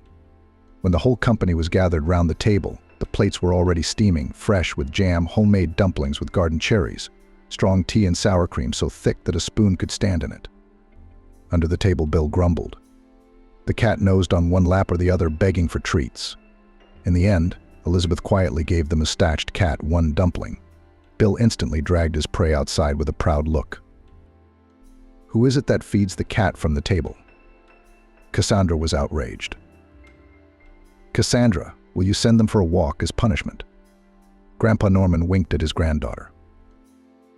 Elizabeth and Edgar looked at each other at the same time. "That's right," said the landlady. "The weather's nice, there's no need to sit around. Go and pick a bunch of flowers. The goose meadow has already appeared. There's a whole meadow behind the village by the pond, and there's a path for the pram, just enough for Edgar to get through." After the meal, Elizabeth and Edgar, sensing a trick, but not seeing it, were outside the gate of the house and moved leisurely along the path. "Can't you walk at all?" "I'm sorry, I shouldn't have asked that. It's inappropriate." "It's okay," Edgar answered very calmly. "The doctors say there's a chance, but I can't walk yet."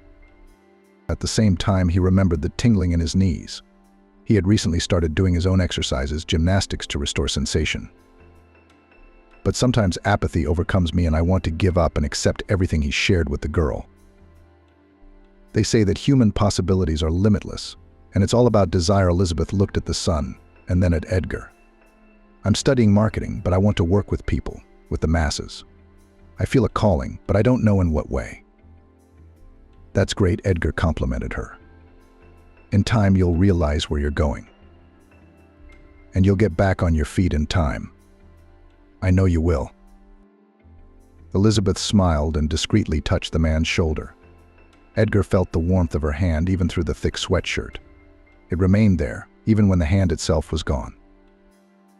They talked and talked about plans and dreams, about the shortcomings of the student dormitories and strict teachers, about the countryside and the city, about the joys of being and imaginary problems. For the first time in many months after the accident, Edgar felt alive. If his legs would have obeyed, he would have run, spreading his arms out to the sides and putting his face to the wind. The pram hit a rock, rattling lightly. When the wheel shuddered, Elizabeth stopped. "Does it hurt?" "No," he looked up at her, bewildered by the sudden joy. "I think I can feel my leg." Her eyes widened, and she squatted down beside him. She grasped her leg just above the knee and pressed lightly. The skin responded to Edgar with a barely perceptible but uncomfortable, dull pain, as if through a pillow. Barely, but it echoed. Edgar grabbed Elizabeth's hand. "I can feel her," he whispered. "I can feel her exactly." Elizabeth jumped up and laughed, then threw her arms around Edgar, a tear running down his cheek, either from joy or happiness, or maybe both. Amanda was dozing in her chair with her headphones on. Michael was sitting next to her, looking at something on his laptop. Clouds flashed in the window. The plane was carrying them home from their holiday. Amanda was pleased, and mostly with herself. She had persuaded her lover abroad to buy some expensive gifts. The arguments were persuasive. "I really need it, and it will be more expensive at our place anyway." Michael didn't argue, but somehow he didn't have the joy of gift-giving on his face. Although Amanda was diligently broadcasting to the entire shop, glowing defiantly and kissing the man on the cheek. Michael himself never started a conversation about moving, despite the fact that the girl did not work, but he occasionally hinted at the need to find a new source of income. Amanda sincerely did not understand these hints, although she pretended to be a fool. In the end, she moved her things to Michael's house and appeared in the flat only occasionally. As the couple rested after the morning flight and drank coffee on the balcony, Amanda glanced again at Michael's second car. "I was thinking that I could drive," she said. "Where to?" Michael looked at her questioningly, taking his eyes off the phone screen and his work correspondence. "Shopping, errands, fitness." Amanda began to curl her fingers. "You can't do much in heels, so in trainers or boots.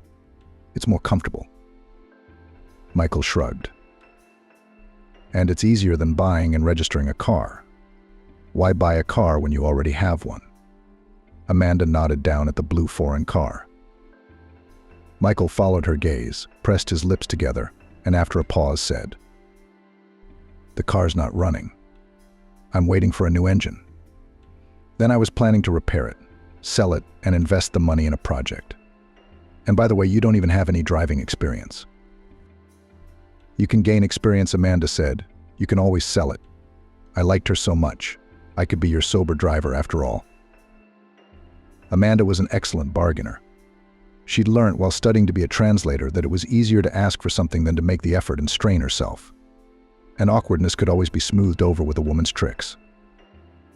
So Michael rubbed the bridge of his nose irritably with his fingers. I don't drink, and even if I did, I could call a taxi. The car's not running, no one can drive it. When the right engine comes along, I'll order it. But until then, you'd better buy yourself a good pair of trainers, he said. The man stood up, took the mug with the rest of the coffee and went back to his room, signaling that the subject was closed. Amanda pouted resentfully. The recommendation seemed insulting to her, considering that pretty shoes and stiletto boots had helped her initially win her lover. She was not refused directly, but rather harshly. She remembered the patient, kind Edgar, who, though he couldn't give her a car, had never refused her other more modest gifts. A few days passed. Amanda decided to ignore Michael's refusal and try to talk about the car again later. She pretended to be a diligent housewife, cooked a nice dinner, bought some good wine. The evening passed in a cozy atmosphere. Until Michael suggested watching a new film that showed the serene life of a family with 2 children. The father was playing frisbee with his son. The mother was teaching her daughter to play the piano. A golden retriever snoozed on the mat. I always wanted a big family, 2, Michael said suddenly. A son and a daughter. I even started this business so that the children would have enough to live on and not need anything. Amanda, who was lying on his lap, was slightly shaken, but she did not show it. So there it was, the perfect image of a spouse for Michael, whom he would agree to provide for without question, an educated, working mom. No, she's not going to be that. Wasting her youth and beauty on children, when there are so many countries, so many cool leisure options and ways to improve yourself. I feel sick, Amanda said, jumping up and going into the kitchen. Suddenly, she had an amazing idea on how to get all the benefits of a lover without cheating on herself. She opened a bottle of mineral water, poured the falling liquid into a glass and drank contentedly. The plan was simple and ingenious. Elizabeth would only come to the village on weekends. For the rest of the time, she had to attend classes. Edgar missed the girl, but tried to keep himself busy in her absence. He was especially focused on writing his book and doing exercises to develop his legs. Elizabeth supported his zeal in both endeavors. In the first 2 weeks of exercise, Edgar was able to wiggle his toes. In another week, he was able to slightly tilt his foot and tense his lower leg. With each new accomplishment, it was as if the motivation and strength for life was returning. May came. Birds sang, tulips, bushes, greenery, and fresh leaves bloomed. Cassandra was digging in the flower bed. She loosened the soil, removed fallen branches from the birch tree where red, yellow, and white tulip buds leaned. Next to them, crocuses climbed out in a row, and at the very border, blue caps of muscari buds. Bill was hanging around. The cat galloped around with his tail between his legs, jumped on the brick walls, hunted for soldier beetles that flew out from under the slate. Edgar sat in the pram by the porch, his eyelids closed, basking in the sun. Suddenly, someone's hands were on his eyelids. "What's the matter?" He stretched out, more amused than annoyed. "Elizabeth, did you think I wouldn't recognize you?" There was a giggle, and then Cassandra's chuckles. "I'm sneaking around like a gorilla," and he's like, "What's the big deal?" Elizabeth indignantly started tickling Edgar's ribs. He laughed immediately, shaking off the remnants of slumber. Cassandra laughed as well, watching the children fool around. When the fun subsided, they went inside to eat cold okroshka and drink dried fruit compote. At the table, Edgar discreetly put his hand on Elizabeth's arm. When his mother was at the cooker, pouring the compote, Elizabeth looked at him embarrassed, but did not remove her hand. Instead, she stroked his little finger with her thumb. It was a strange embarrassment to her normally perky nature.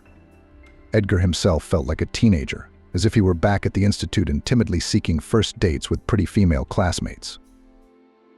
Cassandra saw what was going on at the table out of the corner of her eye, but she didn't let it show.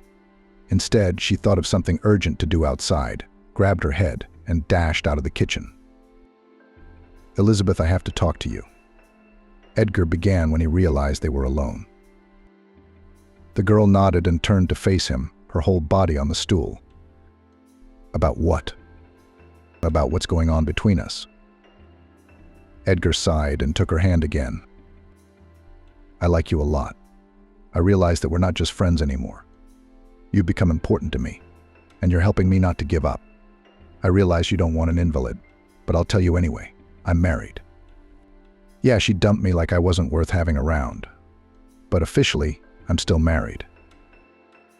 Instead of answering, Elizabeth moved closer and hugged him tightly around the neck. "Of course I need you for anything. And I'm sure you'll be out of that damn chair very, very soon," she whispered in his ear. Edgar's insides warmed.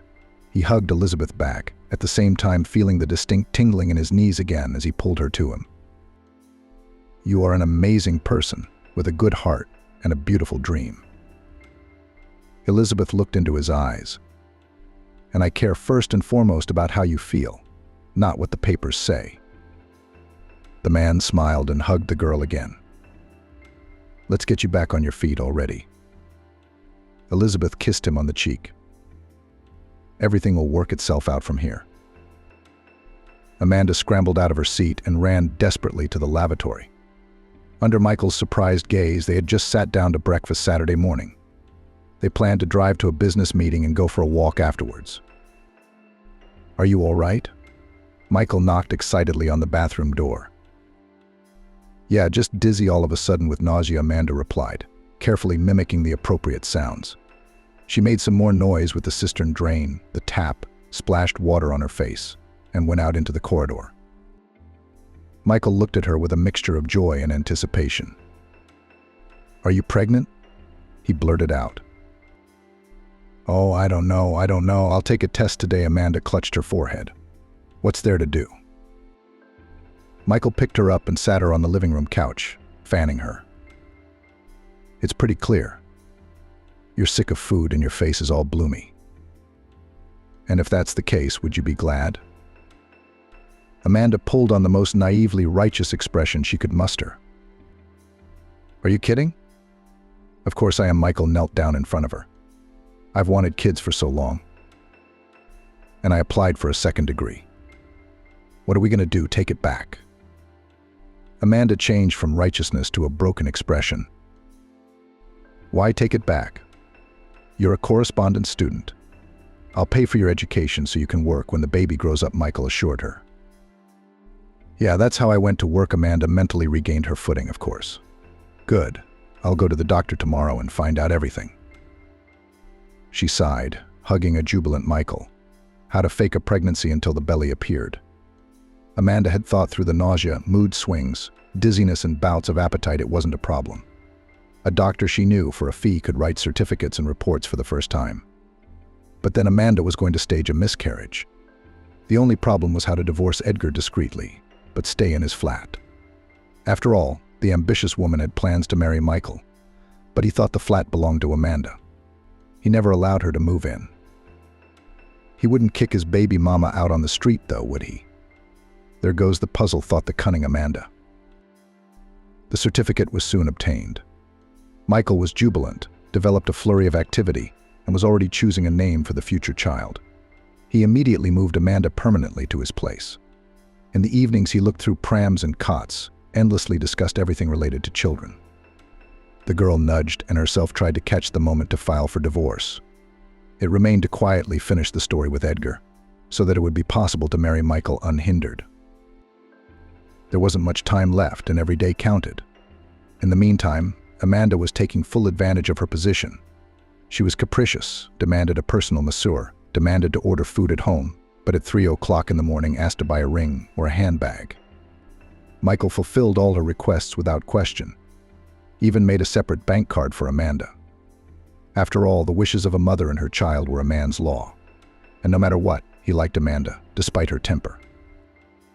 "Are you sure?" Elizabeth looked at Edgar very carefully. "Maybe we should wait. I don't want anything to happen." "Yes, I'm sure." Edgar leaned on the armrests of his chair as hard as he could. It was time to try it. They were both in the living room of the house, on the carpet. Elizabeth stood beside the pram and held out her arms to the man. Edgar began to carefully stand up. At first his legs obeyed him on his elbows, but somehow sluggishly with a third of the strength that was usual for a healthy man. His knees bent like weighted hinges that hadn't opened a door in a long time. "It's heavy," Edgar muttered. Elizabeth watched the boy eagerly. "It's harder than learning to walk as a child." He put one foot down on the floor first, felt the shaggy pile of the carpet as if through a pillow. Then he put the other foot down. He had to make up his mind and let go of the armrests of the pram. Doubt overwhelmed the mind. Edgar closed his eyes and remembered his first paragliding flight. An eagle around the clouds that hugged the slopes affectionately, overgrown with pines, fir trees. He shivered at the long-forgotten sensations. He felt Elizabeth's support and tried to take a step. His leg felt like a stranger's, stricken with a cramp, but nevertheless he moved slowly forward. A movement, a step through the force. Another step. His back was remembering what it was like to be straight. Edgar looked at his legs, scarred from his many extreme activities, and it was as if he was reliving them all a second time, standing here on the soft carpet in his own home. The man managed to take a dozen feeble steps with Elizabeth's encouragement and, tired, sat back in his chair. "You're doing an incredible job," the girl hugged him. "Let's go to the doctor. Let them record your progress. Maybe he will give some recommendations to make the process go faster." "That's a good idea. But how do we get to the city and the hospital?" Edgar nodded sadly at the still-needed wheelchair. "Norman has a car. He can drive it," Elizabeth suggested. "No, he won't, will he?" Edgar waved his hands. "Norman has already done so much for me. I can't. My conscience won't allow it." "Oh, stop it," Elizabeth threw at him. "That grandfather doesn't understand anything. Yeah, he's old and clueless." Edgar was embarrassed. "But only if he agrees, don't insist." He grabbed the palm of Elizabeth's hand, who was about to go to the grandfather.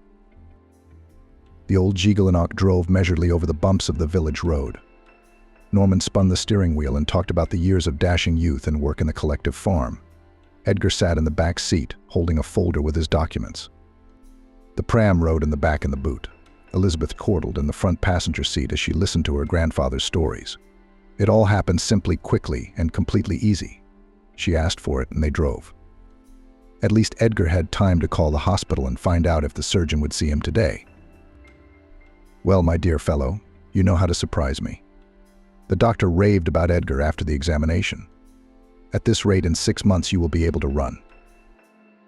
"Really?" Elizabeth, who was also present in the room, couldn't resist asking. "Of course, this is the first time I've seen patients recover so quickly from such injuries. It's a miracle.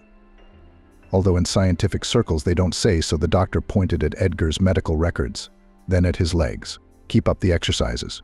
Work on regaining mobility in all parts of his legs. I recommend that you try walking with support." Edgar drove back almost elated. He was confident that very soon he would be able to walk again, but also to fly. It was in this mood that the man received a sudden phone call. "Edgar." Hi, Amanda's voice came through the receiver.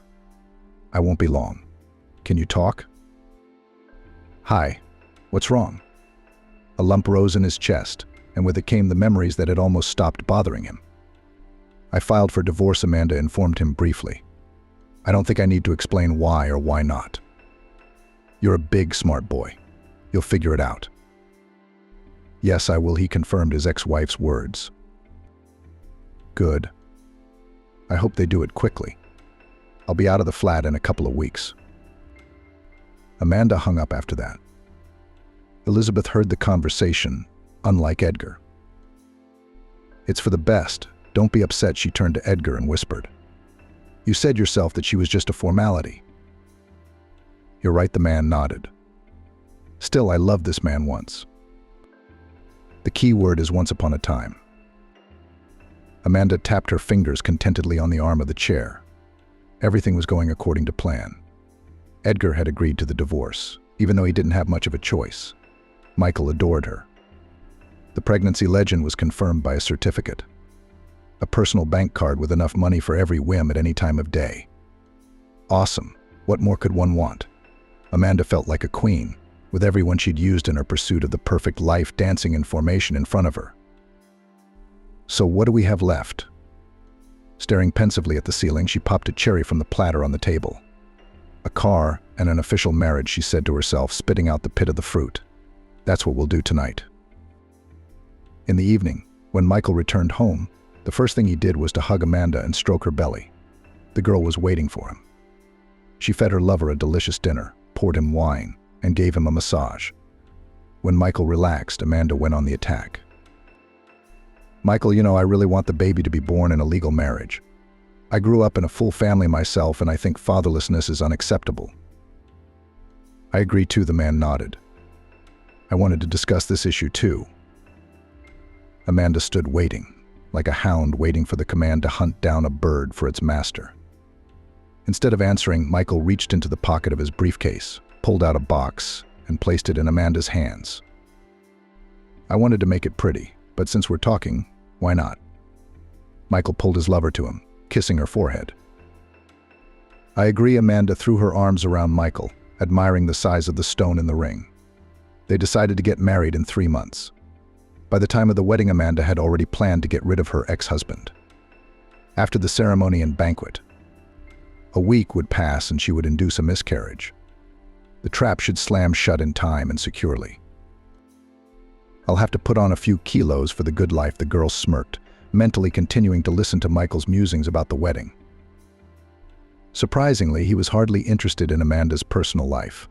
Before she'd met him, she didn't even remember whether she'd told him about the divorce proceedings or not. Apparently, nonsense like an ex-husband was so insignificant to Michael that he preferred not to spend any time or attention on it. Amanda realized it was time to push harder.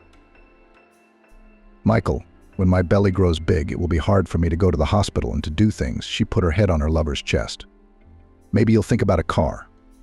And so I would take a couple of lessons with an instructor to refresh my knowledge in my head. What do you say? Of course, Amanda was lying. She didn't have anything to refresh her mind, because she'd got her license through a big acquaintance and obviously not for free. The young lady was not intimidated by the road, the police, or other drivers. The prestige of owning her own foreign car blinded her eyes. Maybe your words make sense? Michael wondered. He put his hands behind his head and wrinkled his forehead. Amanda held her breath and looked up from under her lashes. All right, he finally announced his decision. Only we're going to do things differently. I'll sell this car and buy you something more feminine, okay? Sure, thanks, honey. Amanda squealed in pleasure and started hugging Michael again, wondering if she should buy a new watch or bracelet in honor of such important events as marriage and the car. You should go into town and get that tramp stuff out of the flat. Cassandra put a plate of hot soup in front of her son. You've been divorced for a fortnight and you still haven't. Outside, the window smelled of lilacs. June was buzzing with young grass and summer rains. The sun was lavishing light on the land. Mum, I'm not quite confident enough to drive myself yet, Edgar replied, opening a jar of sour cream. Over the past month, the man had made noticeable progress in regaining his legs. He could get up and sit down with support, could walk slowly around the house with crutches, walked along the wall without support, and tried to keep his back straight. Could you ask Elizabeth? She goes into town every Monday anyway, if she could help you, the woman advised, sitting down across from him at the table. I don't feel comfortable. She's already here with me all the time, like a carer, Edgar mumbled. Cassandra put her hand on his palm. Son, this girl loves you. Unlike the city girls, you don't blow it. Such girls are worth their weight in gold. The boy looked at his mother in agreement. Edgar realized that everything had been clear between him and Elizabeth for a long time. So why did he hesitate and wait for something? Maybe the proverbial pram was still preventing him from stepping forward, even mentally. Many people have a bad first pancake, but that doesn't mean you can't try again. His mother walked round the table, stroked the back of his head, and went out into the room. Edgar ate his soup, then pulled out his phone and dialed Elizabeth's number. Hi, I was wondering if you'd go into town with me any day soon and check out the flat. The guy spoke, nervously twirling his spoon. For some reason, every interaction with Elizabeth gave him a pleasant shiver. Edgar was shy, lost, everything fell out of his hands, words were confused. He couldn't remember anything like this with any of his girlfriends. Did it mean what his mother was implying? Edgar didn't know. But each time Edgar waited for Elizabeth to come home from school more and more, and the joy of seeing her was brighter and brighter. "Sure, let's go," the girl agreed. "Are you sure you can manage without the pram?" "I have to," Edgar assured her. "Good," Elizabeth's voice warmed. "Then be ready on Saturday." "I'm looking forward to it." Edgar pressed the button too soon, and he wanted to add kisses. But again, that childish embarrassment ruined it. How surprised he'd be to find Elizabeth feeling the same way, standing in the middle of the institute with a phone in her hand.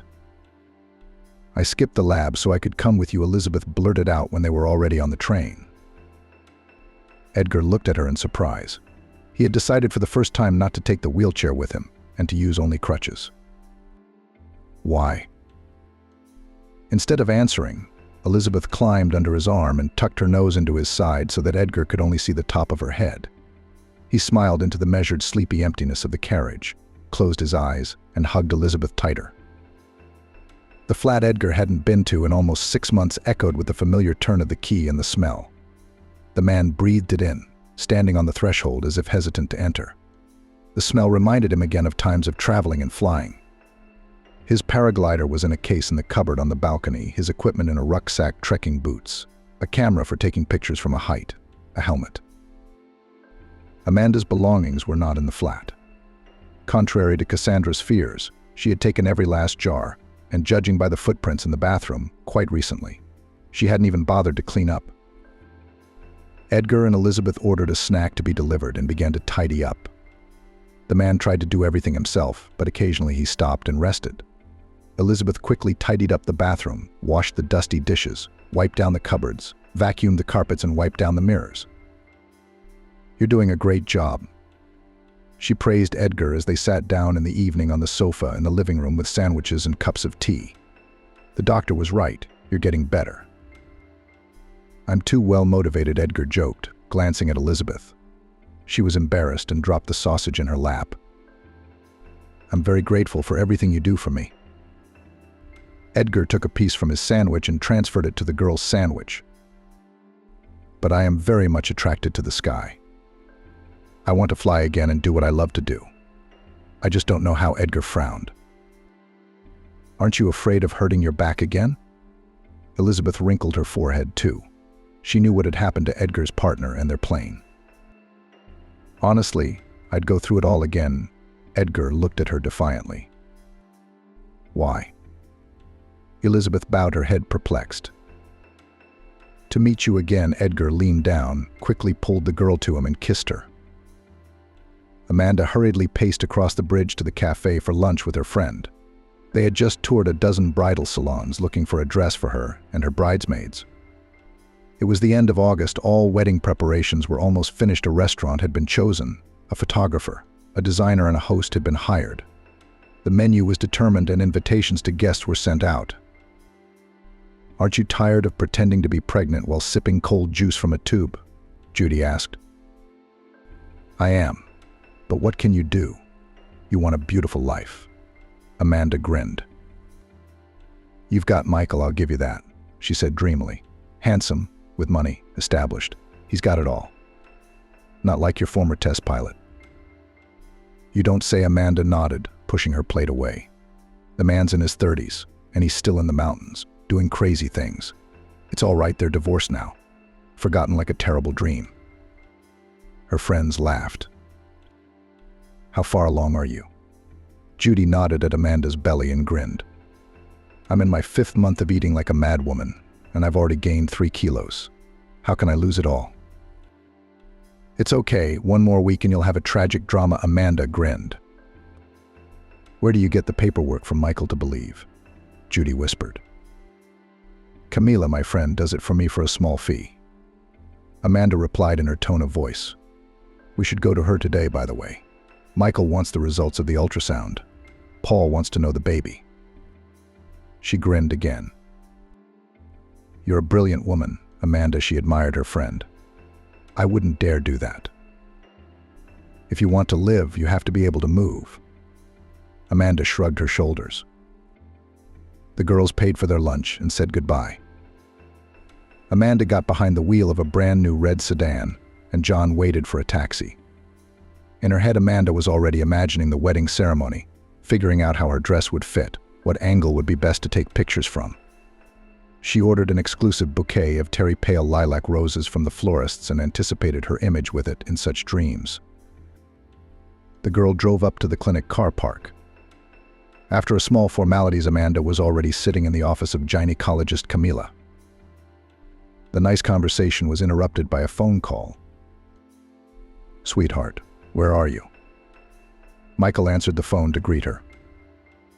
"I'm at my doctor's office. When I get off, I'll pick up the results and go straight home."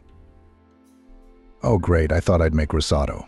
I asked if you could have it, because there's wine in the recipe," Michael asked worriedly. "Okay, I'll be sure to ask." Amanda jabbed her finger at the screen without looking and slipped her smartphone into her purse. "He's worried about my pregnancy." She wrinkled her nose and made an inverted comma in the air with her fingers. "Well, what about you?" Camila nodded at the memo for expectant mothers on the office wall. "You could really get pregnant. You're already at the right age. And you have a reliable man. As they say, they would have hired a nanny, and you have a child and a status. And you're not poor. What's wrong with that?" Amanda wrinkled her nose as if she'd taken a bite out of an unripe persimmon. "Are you kidding me? I'm already thinking, how do I lose weight? And if the belly button did grow, there'd be stretch marks, swelling, and a C-section. God forbid. Maybe someday, but definitely not now." "It's up to you, but I would not refuse such prospects," Camila grinned. "So what do you need?" "An ultrasound at 16 weeks. I'll look it up. Who I've had recently with the same dates." She sat down at the machine, then back at the computer, and began to look for suitable data. A couple of manipulations to change the date and last name. Soon the required documents were lying in front of Amanda. The girl gratefully slipped them into her bag and moved an envelope to Camila. "Have you decided what to wear to the wedding?" she asked. "Yes, I've looked at a couple of options," the doctor replied. "We were discussing your photos." General laughter resounded in the office. Amanda drove home in high spirits. She picked up the wedding glasses from the salon, packed them carefully in a box, and was pulling into the car park of Michael's house by 7 p.m. "That's odd. I thought he wanted to make risotto." Amanda turned up her nose, kicking off her shoes in the hallway. The house smelled ordinary instead of Italian, and it was too quiet. No sound of rattling pots, no clatter of knives from the kitchen. The girl went into the hall and saw Michael sitting in the armchair. "Did you decide to order food from the restaurant?" Amanda tried to joke. Michael looked at her glumly. "Give me the car keys." "Why?" Amanda raised an eyebrow in bewilderment. Michael sucked in air through his nose, exhaled. "You're going to give me the car keys, then you're going to go to the first floor. Gather all your things, call a taxi, and get the hell out of my life." His voice rumbled so loudly that it echoed in every corner of the house. Amanda squirmed cowardly, her eyes watering. She tried to open her mouth. "Michael, what's wrong?" The man stood up and roughly snatched the keys from her, his hands shaking. "And tell your doctor I'll make sure she's not allowed to practice medicine. Or better yet, sue her," Michael said coldly, looking her in the eye. Amanda collapsed onto the carpet between the chairs. Her ears rang in her ears as reality rained down on her unprotected skin, burning her with the pain of hot needles. Michael squatted down beside her, took her chin, and turned her to face him. "Were you trying to get a warm place for yourself at my expense? I had the wrong time and made the wrong call." "Yay. How embarrassing. It was so stupid to think of it," he said with a sneer. Amanda burst into tears of shame. But Michael didn't care anymore. She remembered that night like a blur. She stuffed her things into suitcases and bags in 15 minutes, not even trying to apologize, even though it was pointless. Offended Michael, the director of the real estate agency, made caustic jokes about her, and then he poured himself a glass of wine and drank in silence, watching her ex-lover Amanda frantically packing her belongings. Before he left, he took away all her expensive gifts, watches, jewelry, branded items. Amanda walked out of the gate with exactly the same set of things she'd come here with a few months ago. "So are you ready?" Elizabeth stood in front of Edgar and held his hands tightly. "Ready, my captain," the man mockingly put a hand to his helmeted head. The paraglider takeoff pad spread out before them, and beyond it thundered mountains of unbelievable beauty in the autumn landscape. The slopes were drenched in all the colors of the sun's palette, from ochre to purple. The bushes of wild buckthorn shone with beads of miniature berries. Black thorns did not argue with them with their purple cherry leaves. Gray-brown stones, as if old wise men, soothed the riot of autumn colors. It was the end of September. On the bald slope away from the site, the last emerald lizards basked and rare butterflies fluttered. "When you go to land, don't spread your legs too far apart. We'll know when it's time," said Terence, adjusting his harness. "Oh, come on. What's the holdup?" Thomas, the instructor who had once trained John, peered out from behind the passenger cradle. "He won't be flying himself until next season at the earliest. I'm in charge for now." All right, stay out of this." Terence held his palms up and moved away from the runway with Elizabeth. "Let's go down the incline and I'll pick you up," Thomas commanded John. "Let's go." John gripped the safety harness tighter and sped forward. Elizabeth gasped when the wind caught the glider and it began to rise upwards, swaying weakly. Terence put his palm to his forehead, shielding his eyes from the sun, and shouted approval. "All right, let's go," Elizabeth agreed. "Good. I'm worried about him anyway." She rubbed her fingers together nervously. "Come on," Terence patted her on the shoulder. "Thomas is the best of the best. He'll bring your husband back to Earth safe and sound." Elizabeth just looked up at the bright dome of the paraglider, which had already risen even higher. "Let's go to the lower ground." "They'll land there," Terence nodded to the gangway. "When will you fly?" she asked. "I'll wait until Edgar is fully recovered," Elizabeth replied. "He's the only one I trust. And it's so nice and amazing and beautiful here." She spread her arms and breathed in the still warm, clean air, but with a hint of autumn chill. Terence laughed. "You haven't been rafting with us or riding quad bikes in the mud. There you can feel all the charms of wild tourism." "I think that everything is still ahead of us," Elizabeth smiled back. "Of course, we will definitely take you with us if you want. First we'll get to work, and then we'll send one on tour with people," laughed the cheerful Terence again. No. I'm only going with my husband." Elizabeth shook her head. They walked to the lower ground, where they found a thermos of herbal tea and sandwiches in the tents. A lot had changed in Edgar and Elizabeth's lives over the past summer. They sold their flat in the city and bought a smaller place away from the center. And the remaining money was spent on a second-hand minibus in good condition.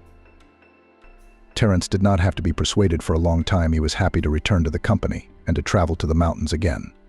He only demanded a good insurance policy in case of unforeseen circumstances. Elizabeth took over the information part of the company, dealing with advertising, answering the phone and keeping the documentation. Edgar was not yet able to fly as an instructor. He had not yet fully recovered from his injury. But he was happy to tell tourists about the coolest places to visit, gave a copy of his book with an autograph to the most curious. But the biggest change was in Elizabeth and Edgar's relationship. They were now officially married. There was no lavish wedding, no expensive gifts, no typical wedding dress. The newlyweds signed, sat with their loved ones, and drove off to the mountains that same evening. By the time of the wedding, Edgar was already walking with a cane and did not need crutches, much less a wheelchair. The doctors applauded him and called it nothing short of a miracle. "It's so good to be here again, and to have everything back to the way it was." Terence stretched noisily with a satisfied face. "Almost the same old," Elizabeth corrected him. "I'm sorry," generously. Terence made a conciliatory gesture with his hand. Suddenly Edgar's phone, which was still in Terence's pocket, caught the connection and played a familiar tune, announcing an incoming call. "No, it's not Edgar. He's flying." Terence deftly retrieved the device and put it to his ear, winking at Elizabeth, who was listening intently to the dialogue. "How does it fly?" "Just like that," He's recovered. So I think the question is irrelevant. He's already married and loves her very much. Terence put the phone back away. Who was that?